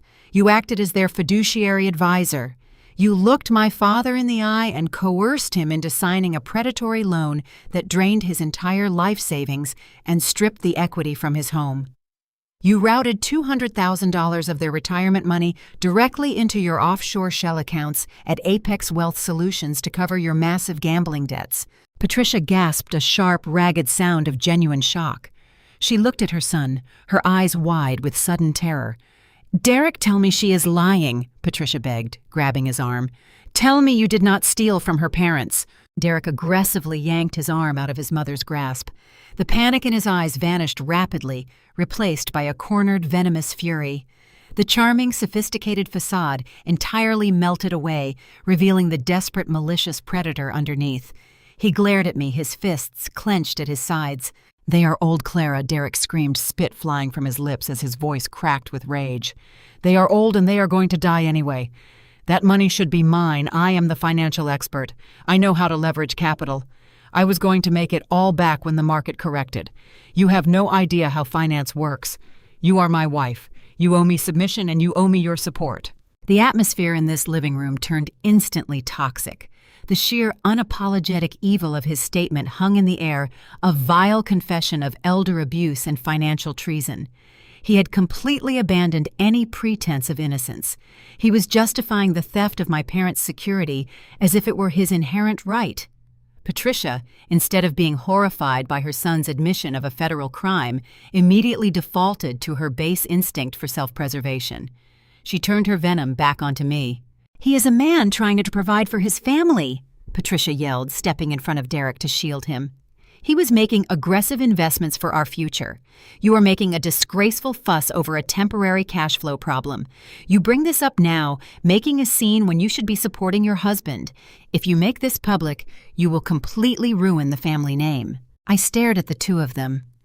I looked at the mother who valued her country club status over basic human decency, and I looked at the husband who had literally driven my father into a massive, life-threatening stroke to fund his own ego. The revulsion I felt was absolute and deeply physical. I did not yell back. I did not engage in a debate with criminals. The confrontation had yielded exactly what I needed: absolute confirmation of their guilt and an irreversible end to the marriage. I watched Derek pace across the hardwood floor, his earlier panic completely replaced by a terrifying, unhinged sense of entitlement. He did not drop to his knees to beg for forgiveness. He did not offer a single word of apology for putting my father in the intensive care unit. Instead, he stopped pacing, planted his feet, and doubled down on his absolute depravity. "They are old, Clara," Derek screamed, his face contorted with a vicious, arrogant fury. "They are going to die anyway. Why should all that equity just sit there doing nothing when I can actively leverage it? That money should be mine. I am the one building a financial empire for us. You are my wife, and you owe me your complete submission and financial support." The words echoed off the high ceilings of my living room. He actually believed his own delusions. He genuinely thought that stealing the retirement funds of an elderly couple was a legitimate business strategy, and that my role was simply to blindly finance his catastrophic failures. Patricia immediately stepped up beside her son, her posture rigid with indignation. She looked at me not as a victim of severe financial abuse, but as an ungrateful nuisance who was ruining her evening. "You are making a completely disgraceful fuss over basic family sharing," Patricia scolded, waving her manicured hand at the forged documents on the table. "Families support each other, Clara. Derek took the initiative to manage their stagnant assets. You should be apologizing to him for freezing his accounts and humiliating me at the spa today, instead of throwing these wild accusations around our living room." I looked at the two of them standing shoulder to shoulder in their toxic solidarity. They were entirely disconnected from reality, floating in a bubble of supreme arrogance and boundless greed. Any normal person would have screamed. Any normal person would have launched into a furious debate demanding justice and threatening police intervention. I said absolutely nothing. I simply turned my back on them and walked up the stairs to the master bedroom. I pulled a single overnight suitcase from the closet. I did not pack photographs, sentimental trinkets, or shared memories. I packed precisely what I needed for the next few weeks: professional corporate attire, my encrypted electronics, and my personal identification documents. I moved with silent surgical efficiency. When I walked back down the stairs, Derek and Patricia were still standing in the living room, waiting for me to engage in their twisted argument. They expected me to fight. They expected me to eventually yield to their relentless psychological pressure. I paused at the front door, my hand resting firmly on the brass handle. I looked back at the fraudulent financial advisor and his parasitic mother standing in the center of the home I had purchased with my own blood and sweat. "Enjoy this house while you can," I said softly. I opened the door and walked out into the cold Chicago night, leaving them alone with the evidence of their impending federal ruin. The heavy oak door clicked shut behind me, cutting off the toxic air of my own home. I did not look back. I drove straight to a luxury executive hotel located just 2 blocks away from the neurological rehabilitation center where my father was recovering. For the next 4 weeks, I imposed a state of absolute unbreakable radio silence. My personal cell phone essentially became a digital graveyard. The screen lit up endlessly, logging exactly 412 missed calls, frantic text messages, and increasingly hysterical voicemails from Derek, Patricia, and Brittany. They demanded explanations. They begged for the accounts to be unfrozen. They threatened legal action and public exposure. I simply watched the notifications roll in and swiped them away into a secure archive folder. I did not respond to a single one. I spent my mornings sitting by my father's bedside, watching with profound relief as the world-class medical team helped him slowly regain his speech and motor functions. The $40,000 had saved his mind, and knowing he was safe fueled my absolute dedication to the task at hand. My hotel suite transformed into a highly classified command center. Jamal and I worked relentlessly alongside my ruthless divorce attorney and her specialized team of forensic accountants. We spent the entire month compiling an airtight, inescapable federal case. Jamal was instrumental in the investigation. Using his elite auditing skills, he provided the exact network routing logs that proved Derek had executed the forged home equity line of credit from his specific desktop computer. We successfully matched the digital timestamps of the fraudulent electronic signatures directly to Derek's personal login credentials. We completely eliminated any possibility for him to claim a hacker had stolen his identity or compromised his network. The elder abuse fraud required an even more meticulous approach to guarantee a criminal indictment. My legal team subpoenaed the origin files from the predatory lending institution. We secured undeniable proof that Derek had acted formally as my parents' fiduciary advisor, effectively weaponizing his professional title to force the reverse mortgage. The forensic accountants mapped the exact route the $200,000 took. We traced the stolen retirement funds, leaving my parents' secure account, bouncing through a digital clearinghouse, and landing directly inside Derek's offshore shell company, Apex Wealth Solutions. The ledger showed the money immediately draining back out to satisfy his catastrophic margin calls and fund Patricia's country club lifestyle. We gathered sworn affidavits, extracted server metadata, and cataloged every single unauthorized transfer. We built a fortress of evidence so dense and thoroughly cross-referenced that no defense attorney would ever dare take his case to trial.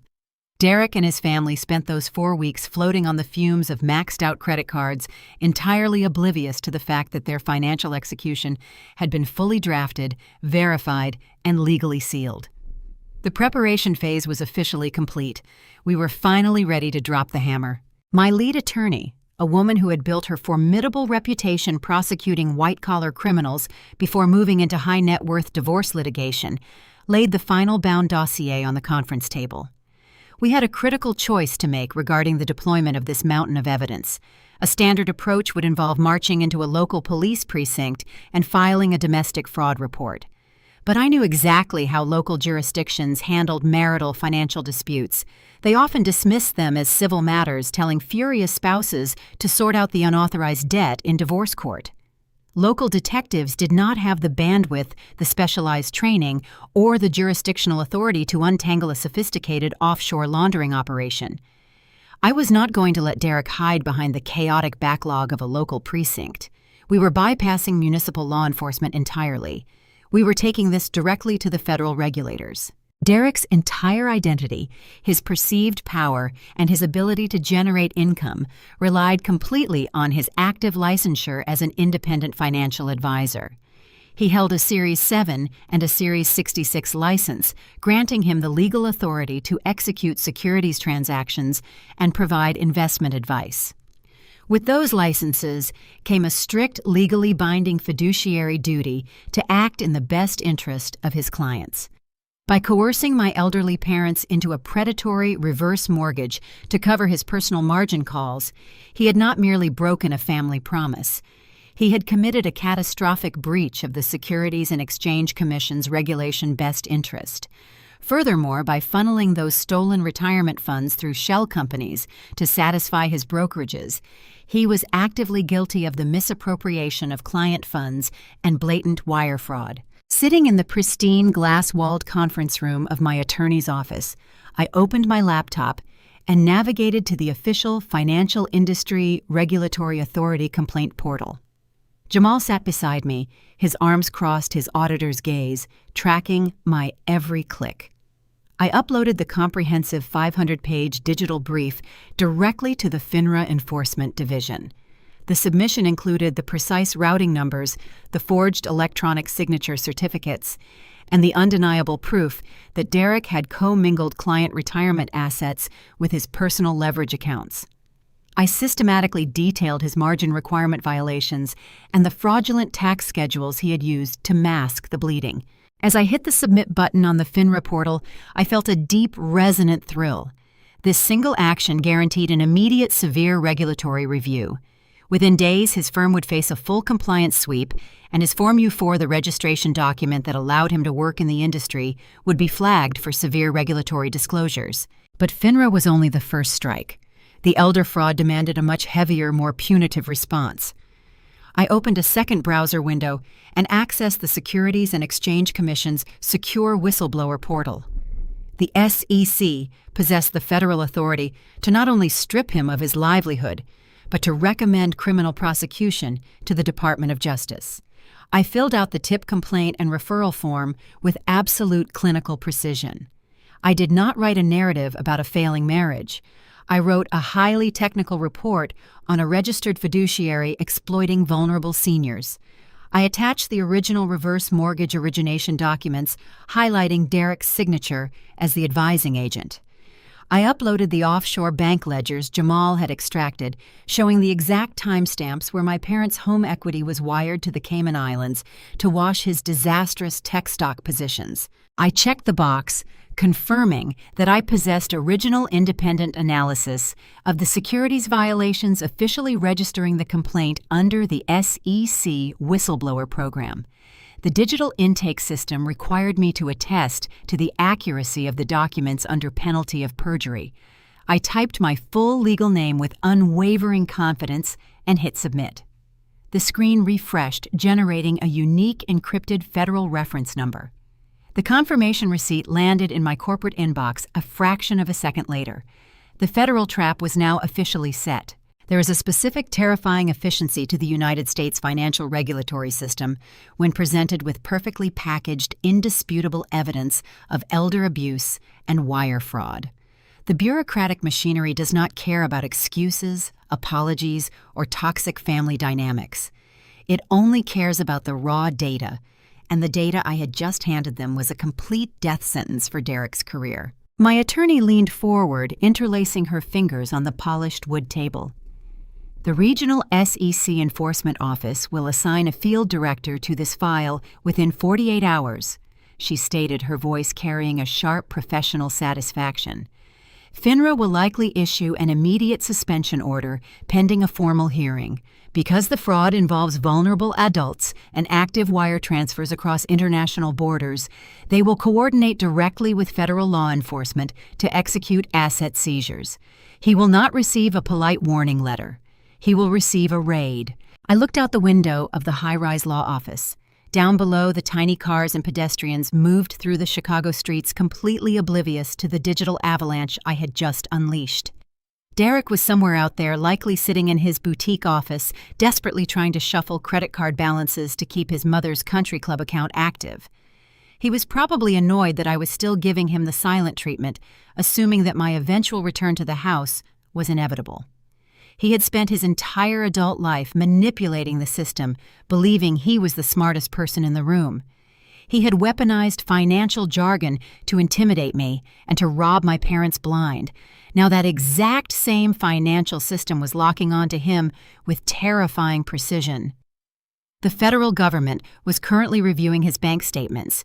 Regulatory officers were reading his forged contracts and tracing his stolen funds. The gears of justice had begun to turn, grinding forward with a slow, unstoppable momentum. Derek was about to learn that true power did not come from wearing a designer suit or bragging about imaginary stock options. True power came from the absolute unyielding enforcement of the law, and I had just directed its full fury straight at his front door. While the federal agencies began their meticulous, quiet mobilization, my civil legal team struck with immediate, brutal force. The following morning, I stood beside my lead attorney in a polished courtroom in downtown Chicago. We were not there for a standard divorce filing.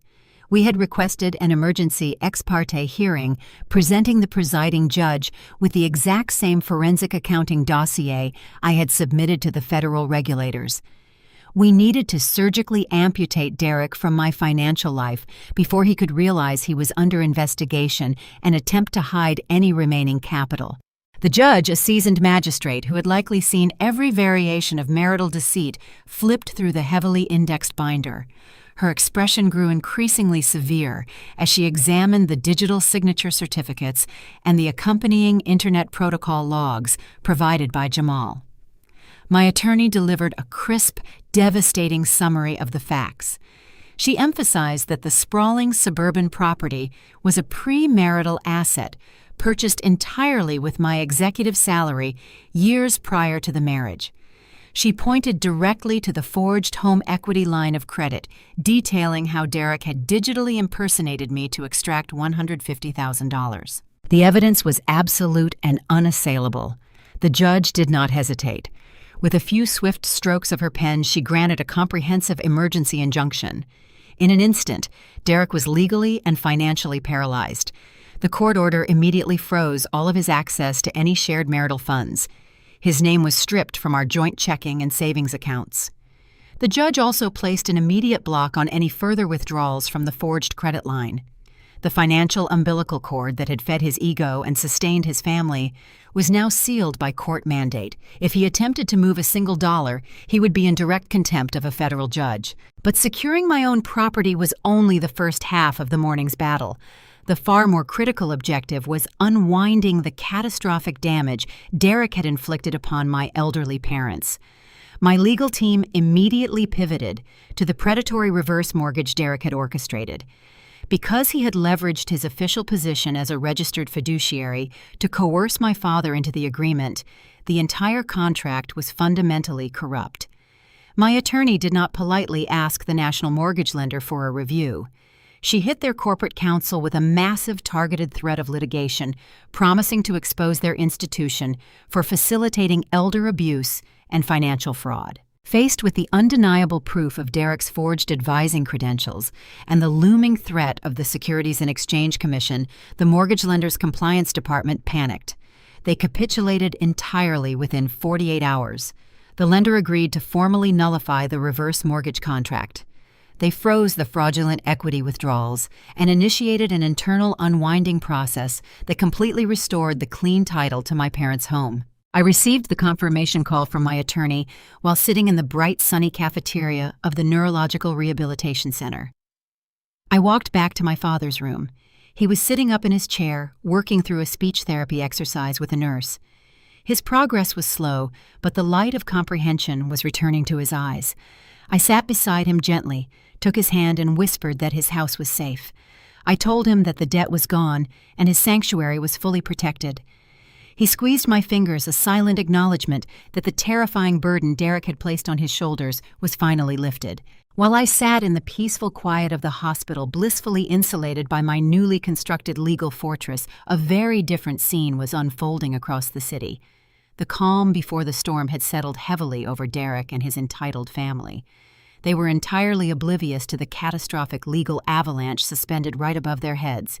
In their minds, they were simply dealing with a stubborn hormonal wife who was throwing an extended temper tantrum over a hospital bill. Derek was sitting in his boutique office, sweating through his custom-tailored shirt as he frantically tried to keep his illusion of wealth afloat.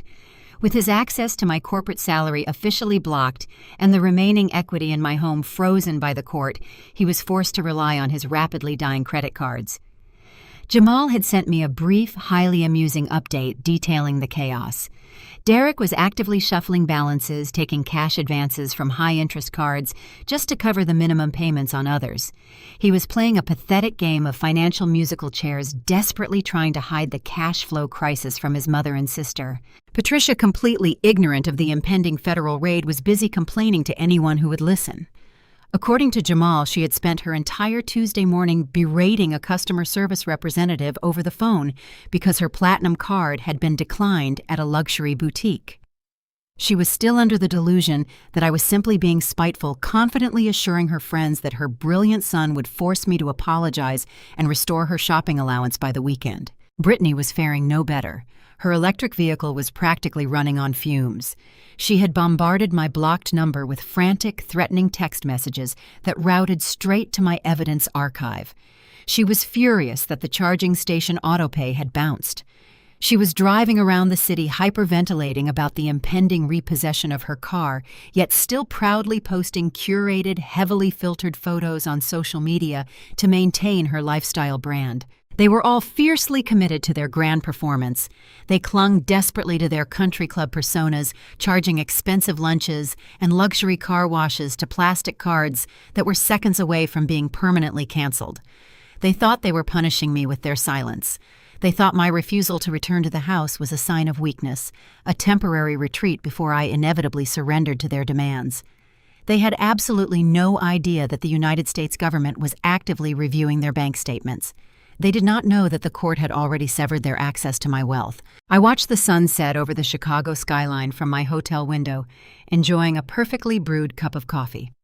I had secured my assets, I had saved my father's home, and I had handed the federal authorities a flawless map of Derek's crimes. The trap was set, the evidence was locked, and the countdown had officially reached 0. Week 6 was approaching, and the dominoes were perfectly aligned to fall. Saturday morning of Week 6 arrived with a crisp, biting chill. The countdown had officially expired, and the first domino tipped over with spectacular force. At precisely 8 in the morning, the quiet serenity of Brittany's upscale suburban neighborhood was violently interrupted. A heavy-duty repo tow truck backed into her pristine driveway, its hydraulic winch whining loudly as it locked onto the undercarriage of her $90,000 electric vehicle. Brittany burst out of her front door, wearing an expensive silk robe, screaming at the top of her lungs. She demanded the driver release her car, frantically waving her dying credit cards and insisting there had been a simple banking glitch. The driver ignored her hysterics efficiently, securing the Tesla and hoisting it onto the flatbed. While Brittany shrieked at the tow company, the front door opened a second time. Jamal walked out into the cool morning air. He was dressed in a sharp, perfectly tailored suit, pulling a sleek leather suitcase behind him. He did not rush. He did not look angry. He moved with the terrifying absolute composure of a man who had already executed his exit strategy. Brittany spun around, expecting her husband to defend her luxury vehicle. Instead, Jamal stopped at the edge of the porch and extended a thick manila envelope toward her. "These are divorce papers," Jamal stated, his voice completely devoid of emotion. "Behind them is a formal notice of federal litigation. Your brother stole my identity to launder his catastrophic margin calls. I am cooperating fully with the federal authorities to ensure he faces maximum prison time." Brittany stared at the envelope, her mouth opening and closing in absolute shock. She looked from the tow truck hauling away her status symbol to the husband who was calmly walking away from their marriage. Jamal did not wait for a response. He bypassed her, walked down the driveway, and climbed into an awaiting luxury sedan, leaving Brittany completely alone, holding the evidence of her family's total destruction. At that exact same moment across town, another devastating reality check was being delivered. Patricia was sitting in her lavishly decorated condominium, wrapped in cashmere, angrily dialing the spa that had declined her card earlier that week. A sharp, authoritative knock at her front door interrupted her tirade. She opened the door, expecting a package delivery. Instead, a process server handed her a thick, terrifying legal document. Patricia tore open the seal, her eyes scanning the bold black text. It was a formal notice of foreclosure. Derek had entirely stopped paying the mortgage on her condo exactly 6 weeks ago, the very day I deleted my automatic transfers. Without my corporate salary flowing into his shadow accounts, the bank had swiftly initiated the seizure of her property. The walls of Patricia's fabricated high society life instantly crumbled. She frantically dialed Derek's number, but it went straight to an automated out-of-service message. The money was gone. The illusion was dead, and the federal hammer was about to drop on her favorite son. While Patricia was staring at her foreclosure notice, Derek was sitting behind the imported mahogany desk in his downtown boutique office. He was desperately trying to secure a high-interest short-term loan to cover his spiraling debt, completely unaware that his building had just been surrounded. The heavy glass doors of his firm were suddenly thrown open. Derek looked up, expecting to see a wealthy new client. Instead, a dozen federal agents wearing tactical jackets swarmed into the lobby. Representatives from the Securities and Exchange Commission, accompanied by armed federal marshals, bypassed his terrified receptionist and marched straight into his private suite. Derek stood up, his face draining of all color as the lead investigator slammed a thick stack of federal warrants onto the desk. He tried to project his usual arrogant authority, demanding to know the meaning of this intrusion. The agents ignored his blustering completely. With terrifying efficiency, they began systematically dismantling his entire operation. Technicians unplugged his monitors and seized his encrypted hard drives. Agents boxed up every physical client file, financial ledger, and tax record in the office. The digital footprint Jamal and I had provided had given them a perfect map of his crimes, and they were collecting the physical proof to match. Derek watched in absolute horror as his meticulously crafted illusion was torn apart. He frantically reached for his phone to call a lawyer, but a marshal immediately confiscated the device, bagging it as critical evidence. A stern representative from the Financial Industry Regulatory Authority stepped forward holding a formal legal decree. He looked Derek directly in the eye and announced that pending the ongoing federal investigation into the misappropriation of client funds, his professional licenses were permanently and immediately revoked. He was no longer a financial advisor. He was a target of the United States justice system. The final crushing blow came as 2 federal agents stepped up to Derek and instructed him to turn around. As the cold steel of the handcuffs clicked shut around his wrists, the lead investigator began to read him his Miranda rights. The charges echoed through the dismantled office like a death knell: federal wire fraud for the stolen home equity fiduciary fraud, for the shadow accounts and money laundering, and severe elder abuse for the predatory reverse mortgage that had stripped my parents of their retirement security and nearly killed my father. Derek sagged against the desk, his knees buckling under the astronomical weight of his impending prison sentence. The tailored suits, the country club memberships, and the arrogant swagger vanished into thin air, replaced by the suffocating realization that he had completely underestimated the woman he thought he could control. His entire false empire evaporated in a single devastating afternoon, leaving nothing behind but a terrified, broken grifter who finally understood the catastrophic consequences of his actions. After hours of grueling interrogation by federal marshals, Derek was granted a temporary release on bond pending his official arraignment. His passport was seized, his bank accounts were entirely frozen, and his professional reputation was permanently obliterated. He had absolutely nowhere else to go. His mother, Patricia, was busy packing her belongings into garbage bags ahead of her impending foreclosure eviction. His sister, Brittany, was entirely consumed by her own divorce proceedings and the humiliating repossession of her luxury vehicle. Derek was completely isolated. The harsh reality of a lengthy federal prison sentence was staring him directly in the face. And in his absolute desperation, his mind reverted to its oldest, most reliable survival tactic: he needed me to save him. It was late afternoon when the frantic pounding began. I was standing in the kitchen of my secure luxury apartment, pouring myself a fresh cup of coffee. The heavy knocks rattled the solid oak door, followed by a muffled, pathetic voice begging to be let inside. He had somehow slipped past the building concierge, likely tailgating another resident through the lobby security gates. I walked slowly toward the entryway, holding my ceramic mug. I did not feel a single ounce of fear or intimidation. I felt the deep, resonant satisfaction of a predator cornering its prey. I unlocked the deadbolt and pulled the heavy door open. Derek stood in the hallway, an absolute shell of the man who had mocked me in the hospital corridor 6 weeks prior. His custom-tailored suit was wrinkled and stained with nervous sweat. His expensive silk tie was missing. His eyes were bloodshot and swollen, shifting frantically as he looked at me. The moment our eyes met, his legs entirely gave out. He collapsed onto the hallway carpet, dropping heavily onto his knees. The arrogant, untouchable financial advisor was gone. In his place was a terrified, whimpering fraud who had finally hit rock bottom.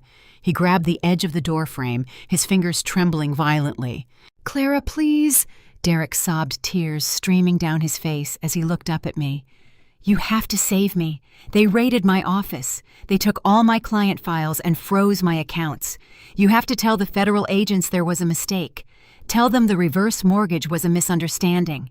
He tried to blame Jamal for the audit stuttering through wild excuses. He even tried to blame Patricia for demanding the luxury lifestyle that drove him into debt. He threw every single person he knew under the bus in a desperate attempt to save his own skin. "You have enough money to hire me a criminal defense team," he pleaded. "They are taking everything from me. You cannot let them put me in jail, Clara. We are family." I stood perfectly still, looking down at the man kneeling on the floor.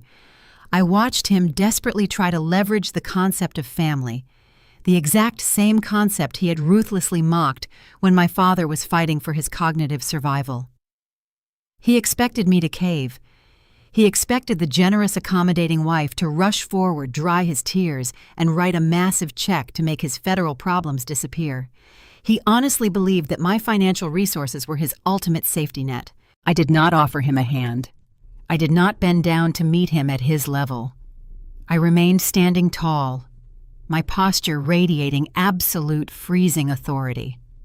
I raised my ceramic mug and took a slow, deliberate sip of my coffee. The rich, dark roast tasted like absolute victory. I lowered the mug, holding his desperate, bloodshot gaze with eyes that offered zero mercy. I mirrored the exact callous tone he had used when he abandoned me in the intensive care unit. "Your family, your problem," I said, my voice echoing coldly through the quiet hallway. "My money is mine. Your federal prison sentence is yours." Derek gasped, the air completely leaving his lungs as the words struck him with lethal precision. He reached a trembling hand toward my shoe, letting out a wretched, guttural sound of pure defeat. He finally understood that there was no rescue coming. The financial pipeline was permanently severed, the legal trap was welded shut, and the woman he had financially abused for 5 years had become his ultimate executioner. I stepped back into my apartment and firmly pushed the heavy oak door forward. The locking mechanism clicked into place with a sharp, undeniable finality, severing him from my life forever. I turned my back on the door, completely ignoring his renewed muffled sobbing from the hallway. I walked back to the kitchen, set my coffee mug on the granite counter, and let out a long, peaceful breath. The corporate liquidation of my marriage was officially complete. The scene shifts from the cold, sterile reality of Derek's destruction to a room bathed in warm afternoon sunlight. I sat in a comfortable chair next to a hospital bed, but the terrifying machinery of the intensive care unit was gone. We were in a private, top-tier suite at the Neurological Rehabilitation Facility. The room overlooked a serene garden, a stark contrast to the chaotic world I had just dismantled. My father, David, sat up in his bed. He was no longer attached to a ventilator. The color had returned to his cheeks, and the vibrant, intelligent spark was fully present in his eyes.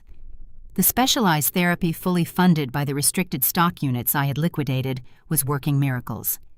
His speech was steadily improving, and his motor functions were returning with each passing day. The massive legal fees and the upfront medical costs were steep, but they were worth every single penny. My wealth was no longer being drained to fund country club memberships or electric car payments. It was actively being used to restore my father's health and rebuild our lives. The stress that had nearly killed him was entirely gone, replaced by the comforting knowledge that his home and his retirement were completely secure. I reached out and gently took his hand.